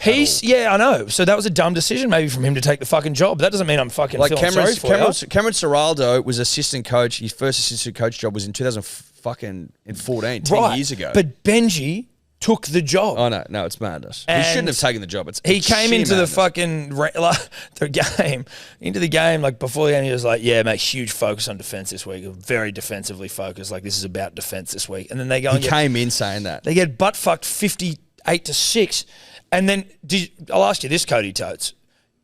He did apologise to the fans in the post game. First thing he said. Do you appreciate that apology? Yeah, I guess. I feel bad for the players too. Like, goes both ways. Do you think Benji will last the next year? I think he'll at least get next year. Yeah. Do you want him to last? Of course. No, but Why, if he's got Jerome next year and they win one game out of their first 15, do you reckon he'll survive? Do you want? Look, I would say the history of rugby league suggests no. What do based you on that want stuff. though? Like if you. What do you want? I think we still want Benji. No, but like if you guys continue not to win, at what point do you grow tired of him as the coach? Or are you like, it doesn't work with any coach, so we fucking may as well just keep this guy? What's your question, sorry? You guys don't win any games. Yeah. You do love to sack coaches. You don't like winning games. You'll get well, they like winning spoons. How long do you stick with Benji for before you want to see him sacked? I reckon I would like to see Benji get the entirety of next year, regardless of his record. However, I think if he's 1-14 after 15 games, he might not survive, even though I would like him to get the entirety. Can I ask you something? And I'm being genuine here. Mm-hmm. Why do you want him to survive when he doesn't know how to coach? Potentially. Well, he's never coached. It doesn't mean he doesn't know how. You can't be a first grade NRL coach after fucking 18 months. Well, maybe you can. Okay, well, find me someone that has been. Well, the last fucking 30 years. Like I've said the whole year, the side has still improved on last year. And it's fresh off an absolute drubbing over the weekend. You haven't improved. Well, you have. We have. And it's just... What do you mean? Well, like, I'm asking... We've won more games in a short amount of time. It's a marginal improvement, granted, but it's like I still feel... The difference there is that, like, unless you were playing the exact same games at the exact same time of the year with the exact same players, that doesn't necessarily matter, because if you only win the same amount of games over an entire season, the improvement wasn't there. That's true. I just feel like, again, if I have to defend my club here, because you're coming at me hard, coming at me hot and hard. Coming at you hot and hard. I feel like overall this year, the Tigers have played better footy than they have over the last probably 5 years, I would say. But, it's off a fresh loss. It's easy to kind of come in and everyone go, oh, can Benji coach, whatever. I just think that's potentially a bit unfair on him. Is it concerning? That was close. Is it concerning that he came into the game saying there's a big focus on defense? I don't know. Fair. Okay. Hot and heavy with Cody Totes. Hot and heavy with Cody Totes. Another award-winning segment. Yep. On an award-winning podcast. Yep. Tough though. Tough for the Tigers. Tough to be a Tigers fan. 3 spoons in a row is no joke. And Appy got injured as well, which is great. And Appy got injured. Appy must just be going, what the fuck have I done this for? Money. True. Cash. So they've already won the same amount of games this season as they did last season at 4. How many games they got? Well, who are they playing for the remainder of the year? Who they got? They've got Manly. They've got Manly. Well, they won't win that one. No, they're in big trouble. But in terms of, like, do they win another game this year? We have an okay run, but, like, who knows, eh? They've got Rabbitohs coming up next. No. Then Warriors, Cowboys, Knights, Rabbits again, and then Manly, and then Para. So no top 8 sides, really. Shut up, cunt. We're seventh, mate. We're entrenched in the top 8. 7th. And Read then a we've book. got Titans next week, actually, against Desi's boys. That worries Yeah, it's at me a bit. home. No, it's at home though. Yeah, it's good, but it's just... If it was away, big trouble. And it's not a 3 p.m. it's a Sunday. We don't lose them. It'll be a sellout. I don't know if there's anything else sort of rugby league sports related. Jimmy Anderson retiring, short of Warney. Idiot. Sure. Fucking 4 short of Warney, 3 short of Warney. Nice try, bruh. Nice try. Nice try. Needed an extra fucking 10 years as well. Yeah, exactly. Congratulations to Liam Martin and Danica Mason, official on Instagram. Liam Knight. Liam Knight, sorry, not Liam Martin. Friend of the show, Liam Knight. I saw that. Very hard launch. Very hard I got launch. the tongues wagging. I'm a huge proponent of Liam Knight. Had him on the potty. Well, he's a friend of the show. Great guy. And it's nice to see, hot people partner up. That's right. And it's nice to see love winning. Love winning, but hot people doing it. Or hot love. Hot love. Hot loving. Hot people being hot. The Melbourne Rebels players refusing to sign with the Waratahs. They'll only go with like the Reds or the Brumbies. They're like, we're not signing with the Waratahs. Other than Andrew Kellaway. Other than Kellaway. What, you want to go live in Canberra? Well, maybe it's not even the Brumbies. They're just like, they're refusing to join the Waratahs. Why? I think it's like a bunch of things like cost. Well, they're saying like cost of living and shit. I don't know. Well, but like, do you want to play rugby or not? But to flat out refuse because of that seems weird to me. Yeah. Do you want to play rugby or not? Sounds like you don't, which I can also understand. What's happening with the ARU taking over the Brumbies? It's like a joint venture or some shit. Like they're going to co-own it. I don't know. Dude, Wallabies got a good win on the weekend. Yep. See the Callaway set-up try? Yeah, and then the Flippett and Nganu, who got the eyes up play. Yeah, dude. So there was he scored 2 tries. The first one from the Andrew Kellaway kick, yeah? Yeah. And then the bat back, so hot. From Callaway. The back from Kellaway, but then there was one where tap they in did a from kick-off. the Wales veteran winger. Yeah, the Wales winger's got to try and Oh, put yeah, the ball back in, and he's just fucking run yeah, through. Yeah. It's good stuff. Good win from the boys. Good Back to back. Good to get a couple of back-to-backers. First back-to-back wins for the Wallabies in 26 games. Good signs. Joe Schmidt. Sometimes you just need a Kiwi. Sounds South African to me, just off the rip. He is a Kiwi, though. I'm agreeing with you. But Sometimes it does 100% sound. Schmidt? That's South African as fuck. Yeah. Joe as well. J-O. Joe, yeah. Schmidt. Schmidt. So congratulations to the Wallabies. James Slipper, the most capped test prop of all time. It's funny how things change. Remember when we got Robbie Deans? Everyone's like, Sloper. And now we're like, thank God. Well, because Eddie Jones came in and fucked everything up. Oh, God, that fucking traitorous piece of shit. That was so fucking edge. That was so scat, dude. So scat. So scat. And then fucking gaslighted us, being like, I'm not taking meetings with Japan. I'm not going but anywhere, yes, you dude. are. Yeah, you are. You liar. What a dog, dude. And then got up everyone because no one. He's like, fucking support the Wallabies. We're like, mate, we suck. And you're literally. He's like, we'll win watch us win the fucking whole thing. Like, Yeah. Come on, bro. No, dude, you fucked us. You fucked us in a big, big way. So I'm disappointed in you for the rest of my life. I hope we get Japan. I hope we draw Japan in the World Cup 2027. Yeah, that'd be nice. That'd be glorious. That'd be really nice. But obviously need to win that game. Well, shit, it'll only be nice if we win it. A couple other things here, Eddie, before we get to dribbles here, mate. We whipped through the missile went on Mark Boris's podcast. Obviously, We whip and then we... No, is that etch, dude? Really etch. No cap, dude. That's fucking edge. Whip and watch me. Do you know the dance? Nay. John, do it. I don't know the dance. No, you do it. Oh, Is that it? Fucking hell. Do you not like that? Dude. You just became old, like in that moment. You don't like that? You don't like me doing that? Why are you getting so uncomfortable about this? I'm not uncomfortable, dude. That was too corny. cool. That was I'm corny as uncomfortable. fuck. You like it? I'm uncomfortable. Yeah, he's uncomfortable. Are you uncomfortable? No, he's uncomfortable. Oh, you don't like nay stuff? Sorry, dude. Nay. Watch me. You didn't commit to it enough. Nay. The full dance. I don't know it. Bullshit. I just know the nay. Lies. Missile on Boris's podcast. Boris put up a clip from that, and in the thing he asked, basically like, are we potentially, Hello Sport, on the precipice of changing the face of world sport forever, given that we were the catalyst for the story? Genesis. It's an interesting question. I rarely put myself on that sort of pedestal, Tom. Yeah. But I'm happy to put others up. I'm happy for others to put us up there. Correct.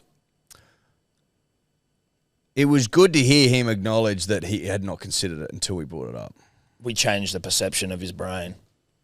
We Course of history. put him on a different path. Yeah. And we've changed history itself. Yep. Important. No, it is important. So listen, It's important work we're doing. I listen. Obviously, it would be unbecoming of us to say that we wholeheartedly agree with the assertion that we have potentially changed the face of sport forever. Like, we wouldn't speak about ourselves in that way. But the question has been asked. And it has been answered. And, yeah, the answer is yes. Buzz Rothfield said the Dragons pulled out of the race for Stefano Utoikamanu because they didn't want the eventual bad publicity when he rejects them.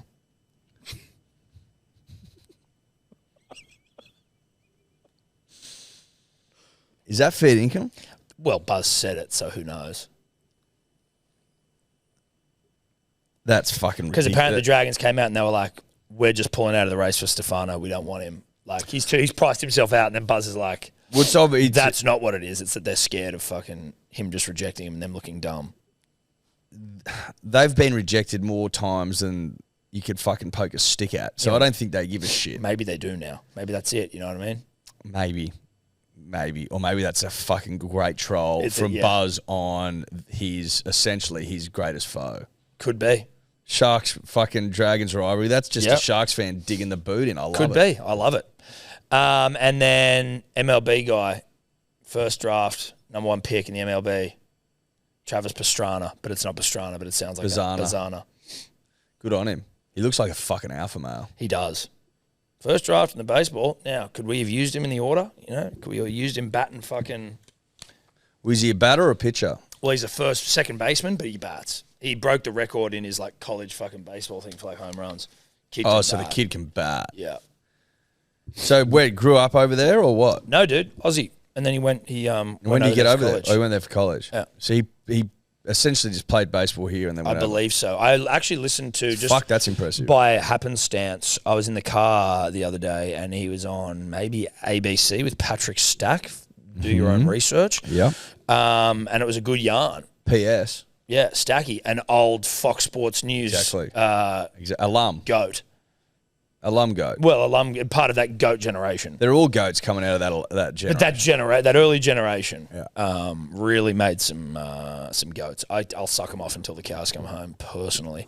But good interview with Bazana. And, yeah, I'm pretty sure he went over there and just ripped. How much would you pay? 15 mil he gets. Unbelievable. How much would you pay to get a set-top box, like a Foxtel box set up in the office, and it was just old school Fox Sports News? Just to go back and get the old footage? It's not old footage. It's like the old band gets brought back together. They have the rolling coverage, and we can fucking stop and pause and record. And dude, I'd love that. But what I would also I'd pay huge money for that. But what if we were just to be able to get all of the old hours of broadcast footage of Fox Sports News and just have one dedicated TV in the corner somewhere here, and it's just on. And it just rolls. It's just on. So you just get like years of footage. Yeah. And we just roll just it from the roll start. it into some fucking monster hard drive and it just goes. It's a great idea. Dude, that's an idea. Who doesn't want that? That's like just constant nostalgia over there. And then like breaking news, like what could this be? Holy shit. Haynes signed in the NFL. You'd have to go. When was that? That was far enough back. You reckon? Yeah, I mean, you go further back than that, but like that was breaking news. You go back to like 2007. Yeah, but like you did. The beauty of Fox Sports News as well was when you were hungover, and whilst you did drink in those days, so you probably better go in like 2010. Yeah, that's what I'm thinking. Well, the first year, when we got it in Bathurst, so 2010-11. Yeah. So we go to 2010. Yeah, 2010. Yeah. Glory days. Anyway, shout out to that guy in the MLB, Travis Bazana. Let's do some drills and get out of here. Did you see Will Kennedy is facing a one-match ban for running into the ref on Friday night? Oh yeah, I don't remember the footage. Have you got it? But it was like nothing. It was like, where the fuck's he meant to go? Why do you get a ban for that? You don't hit with a grade 2 contrary conduct charge. Grade 2 carry on, am I right? That knock on now. Gets away from one, almost another, then slips the pass to Edo. Oh, fuck. I didn't even see it. Take it back. He's got eyes for the football, Tom. He's got eyes for the football. Oh my God, dude. What the fuck's he meant to do? He was looming up there for a backup try. He's got eyes for the football. That's outrageous. Game's gone soft. But it's just like Adam G was fine. Mate. What the fuck? And what's he looking at? He's got eyes for the footy. No, but I'm saying, what's the suspension, 1 Tom? week. 1 week or 2 if he fights it unsuccessfully. So guaranteed 1 week. Yep. That's Oh, fucking no. ridiculous. Like, give him a fine if you have to. But, like, it's, again, that's just bullshit. Why fine? He's flying. But fine for what? Why would you fine him for that? Why is this Because you an are issue? not meant to touch the referee. He's got eyes for the footy. Who I know. gives a That's shit? usually as well. Like I see the. You're like, not allowed to touch the ref if you're having a conversation. exactly. You grab him. What are we talking? Yeah. It's not what that means. That shouldn't be what it's used for. If you accidentally run into the referee, like that's different. That's so fucked up. Yeah, it's so dumb. Do you fight that? I'd be like, no, fuck you. We're gonna fight it. What's the next generation think? Do you reckon, like, are you of the belief that that's a G up? Yeah, that's 100% a G up. Or are you like soft in that? Because like he's running up to get he could have potentially scored if he got the pass. Yeah, he was trying to. Adam G should get out of the way. Correct. Stop including yourself. No, big fan of you. No, big fan of it. Punters and Dribblers, just taking a moment out of this wonderful podcast to thank one of our sponsors who are also wonderful, and that would be Ned's, without whom nothing would be possible. Without whom we wouldn't be sitting here in such nice chairs. These vintage boys. You would be on stools or something. We'd be on stools, or we might even just have like pogo sticks up our bums. Listen, we wouldn't be comfortable. No. Know that. And having comfortable hosts is the essence required to produce quality dribble and yarn. That's right. Now, if you like to have a punt, and obviously you do it responsibly as we are watching the Copa America final, then you do it with Neds. It's as simple as that. If you could have bet on the Copa America. You could have. You could have bet on the Copa America. All the Euros. All the Euros. Same thing, but they're the exact same thing. Different pronunciations. One's Spanish, one's English. You could also have Read a bet book. on the Rugby League, Manly Seagulls getting it done. Like a Hamole or a Lehigh or a Tommy Talau or a 13 plus Tommy or a Turbo, Humphreys anytime. Humphreys first. You could have. We did. Lord knows we did, punters and dribblers. Now, head to Ned's, download the app, follow along on our profiles if you want to see what we're getting after, or you can join the About Even group. It's as simple as that. What's gambling really costing you? For free and confidential support, call the number on the screen or visit the website. All right, Edward, let's do some dribbling. Hi, boys. So it was just my Bucks party on the weekend. Now, you talk about omens. So before the Broncos game, you're always all talking about bagging a Katoni Stags, right? So Katoni Stags, captain. The footy team I play for, Murray Valley Stags. What's a old-fashioned name for a Bucks party? Stag do.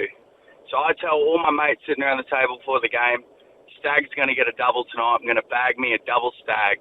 Sure enough, 16 minutes to go, he scores a double, secures me $780 off $30. Next, we go to the casino. I'm looking for omens. We pass a bar, and there's a guy out front of an old saloon bar. He goes, "Oh, you should come in." We go, no, we're going to the casino first. And then he goes, "All right, we'll pop back in after you come back. By the way, 28 always wins." Now, my mate looks at me and he goes, "Wait, you're 28 years old." All right, we turn around the corner on the street of the casino. We see nothing but red. Red lights on the street. The casino's lit up in red. All right, that's another omen. There's a little green light on the building. There's only one green light on the street. I go, that's a win. There's going to be a win somewhere. Sure enough, I go in the casino. I put $50 on the number 7 on the roulette table. 7's my favourite number growing up. 4 times 7, 28. Boom. Hit it. First ever spin on the roulette table. $875 win again. Thank you very much for coming. $55. Turn that into $1,900 on my Bucks night. Cheers, boys. Listen, I'm loving that he's had success. I am confused why he wasn't on 28. 28. That's what I was thinking. 28 always wins. So, because 4 times 7 is 28. That is true. I'll go along with that. But where's the 4 come in? But why? Why are you 4 times? timesing it? Yeah. Why are you timesing it? Messi and Tiers also just gone off the field, injured. Why? Great, dude. Shitloads. But you almost just should have lied and said you put it on 28. Because is red on odds and black evens? I think it differs. Or does it differ? I'm just wondering, is red 28 historically? Because he said he went outside and saw red lights, and the bloke said 28. I'm getting confused why he's not on red. And then also there was only one green. I'm like, okay, he's going to go on 28 and cover the green. Yes, but it was none of that. I think 28's black. Listen, dude, I'm happy for you. I'm very happy for you. Congratulations! But you've got to understand that made fuck all sense. There was some holes in it. The Stags thing. But number 28 always wins. You're 28 years of age and you went on 7 because it was your favourite number. So it's like. So you just riddle me that. You could have just said we went on 7 because it's my favourite number. That's not an omen. No. But 7 wasn't an omen. No, there was nothing about 7 in there. 28 didn't hit. No. But Stags got 2 tries. And he also doesn't have a 7 on his back. Or a 28. Anyway, good though. Good amount of money. Getting married. That's cool. Nice. Good on you. Good morning, fellas. Jaden with a Y here after a famous Manly victory. Good for you. What the fuck do we do when everyone's back, right? Like, Popper has to be in the squad. He has to be in there somewhere. If Humphreys isn't leaving, he needs to be in the squad as well. You've still got Tolu to come back as well. Like, where do we fit all these people? Carl Lawton played awesome at second row. Like, does he hold that spot over Ben? Like, what do we do? It's a good position, but fucking hell, I don't know what to do. I want to hear your thoughts and opinions, fellas. Thanks. Bye. I was very confused, like out of the loop and confused about our team. Like, where's Benny? Is he injured, Benny Trbojevic? Yeah. What's wrong with him? I saw he was injured in my super coach, so that's all I know. I didn't know he was injured. Didn't see any coverage. I sold him because he was injured. We were having this debate yesterday, or not even a debate. We were trying to work it out. Concussion protocol for Burbo. Okay. I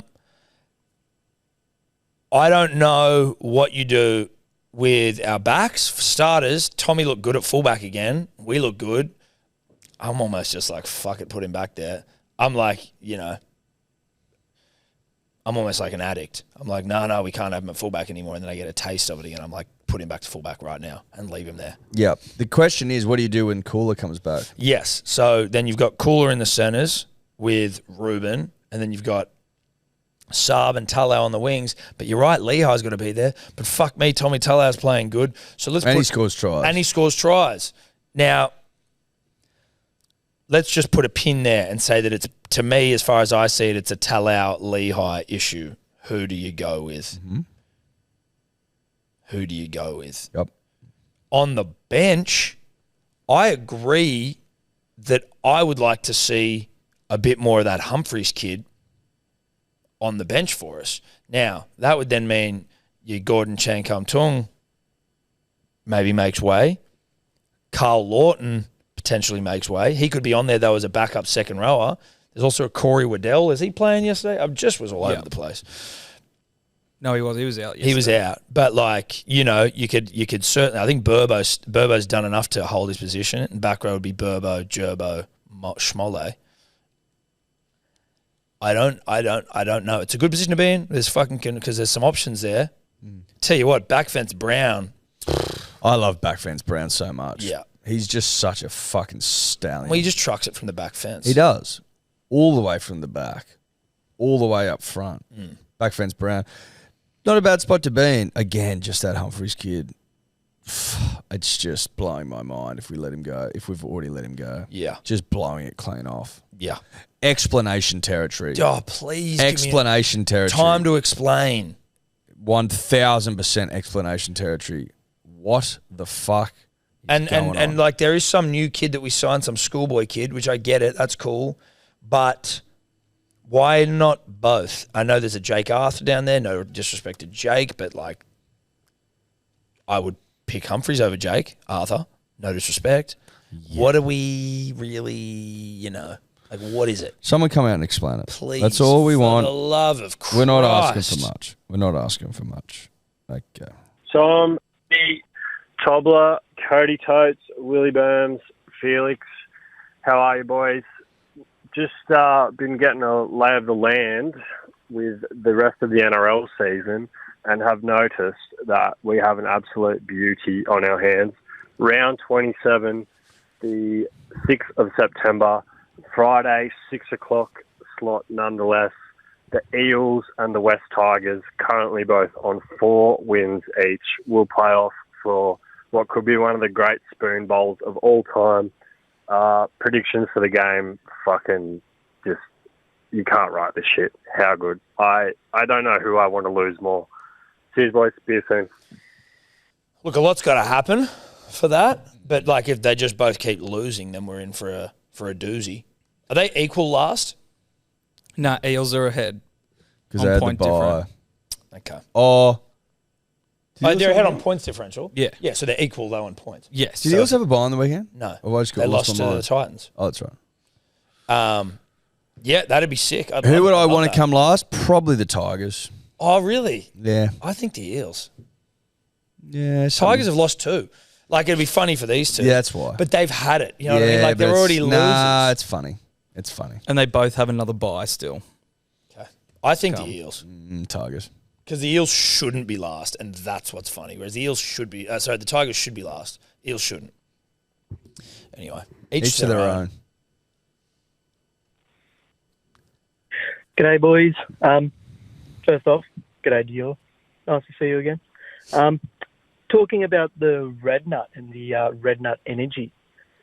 My father, the great man that he is, one day he decided to get a new job. And at this current point in his life, being a red nut, he didn't want to be known as a red nut. He was bleaching his hair.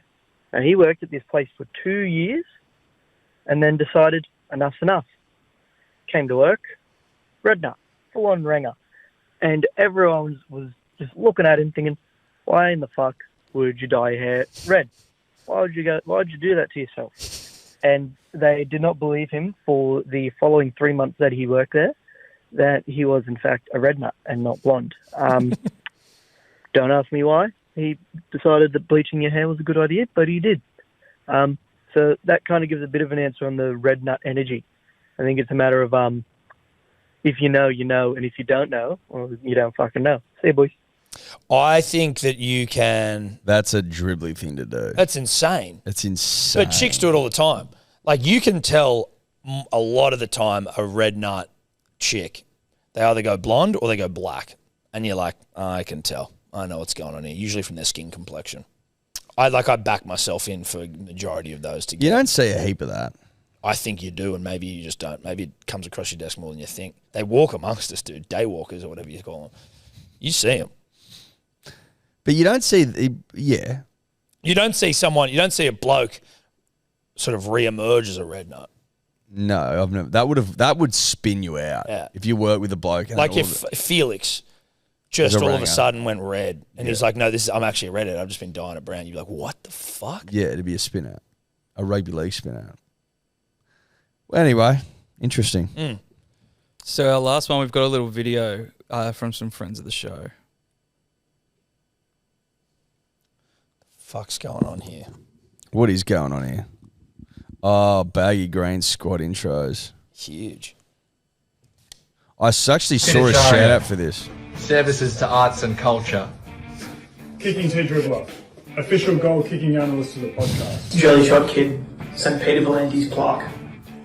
Uncle Jacko, St. Peter Volandi's plaque 2.0. Home of Tom and Eddie hometown signs. Oh! Scotty Bellotti. Fuck yeah, Bellotti, dude. Danny Exotic, services to dribble and yarn. Liam Brennan, services to dribble and yarn. Glenn Simons, aka Jorge All Day, SoundCloud OG. Joseph Cassoni, aka the Neon Sign Dribbler. Alex Ironside, the Alex Ironside Memorial Big Puppy Pipeline over the week truck. Josh Elstrin carried Tom for 42 kilometres. John Ingate, OG, KD. Dior Dave, services to Hello Sport Podcast. Daniel Bowen, about even wrestling coach. Lachlan Bevan, the Olympics blind dribbler. Patrick Gallen, Hunters and Dribbles Group. Toddy's Tree, smashed Paul Kent after 21 schoons. You are listening to the Hello Sport Podcast. Fuck yeah, dude. That was good. Courtesy of Roasty. That was good. Roasty. Nice, Roasty. The Very. boys. I saw him in Punters and Dribblers being like, he wanted people to fucking reach out if they wanted to be in the video. Dude, that was so sick. Love that. That was fun. That was awesome, dude. I love that. Hell yeah, Roasty. Thanks for that, bro. Well done, brother. That was fucking mad. I love that shit. And is there a dribble accompanying that, or is that video the dribble? That was just the video. Dude, that was so fucking good. Loved it. That was hilarious. It was hilarious. You forget about, like, and I mean, obviously there's more of them as well, but, like, you just forget. The intros are the best. Yeah. Services to dribble and yarn. Services to dribble and yarn. Big puppy pipe. I enjoyed that. That was nice. That's got me in a good mood for Origin. That has. It's got me nice and It's got me fucking pumped up. Yeah. Is that us? That's us. Love yous all in that. You know? Yeah. Love yous in that. Love yous. In that. Bounce out truckies. Tuesday night. I'll sport 6 p.m. 6 p.m. Could you two just not talk anymore?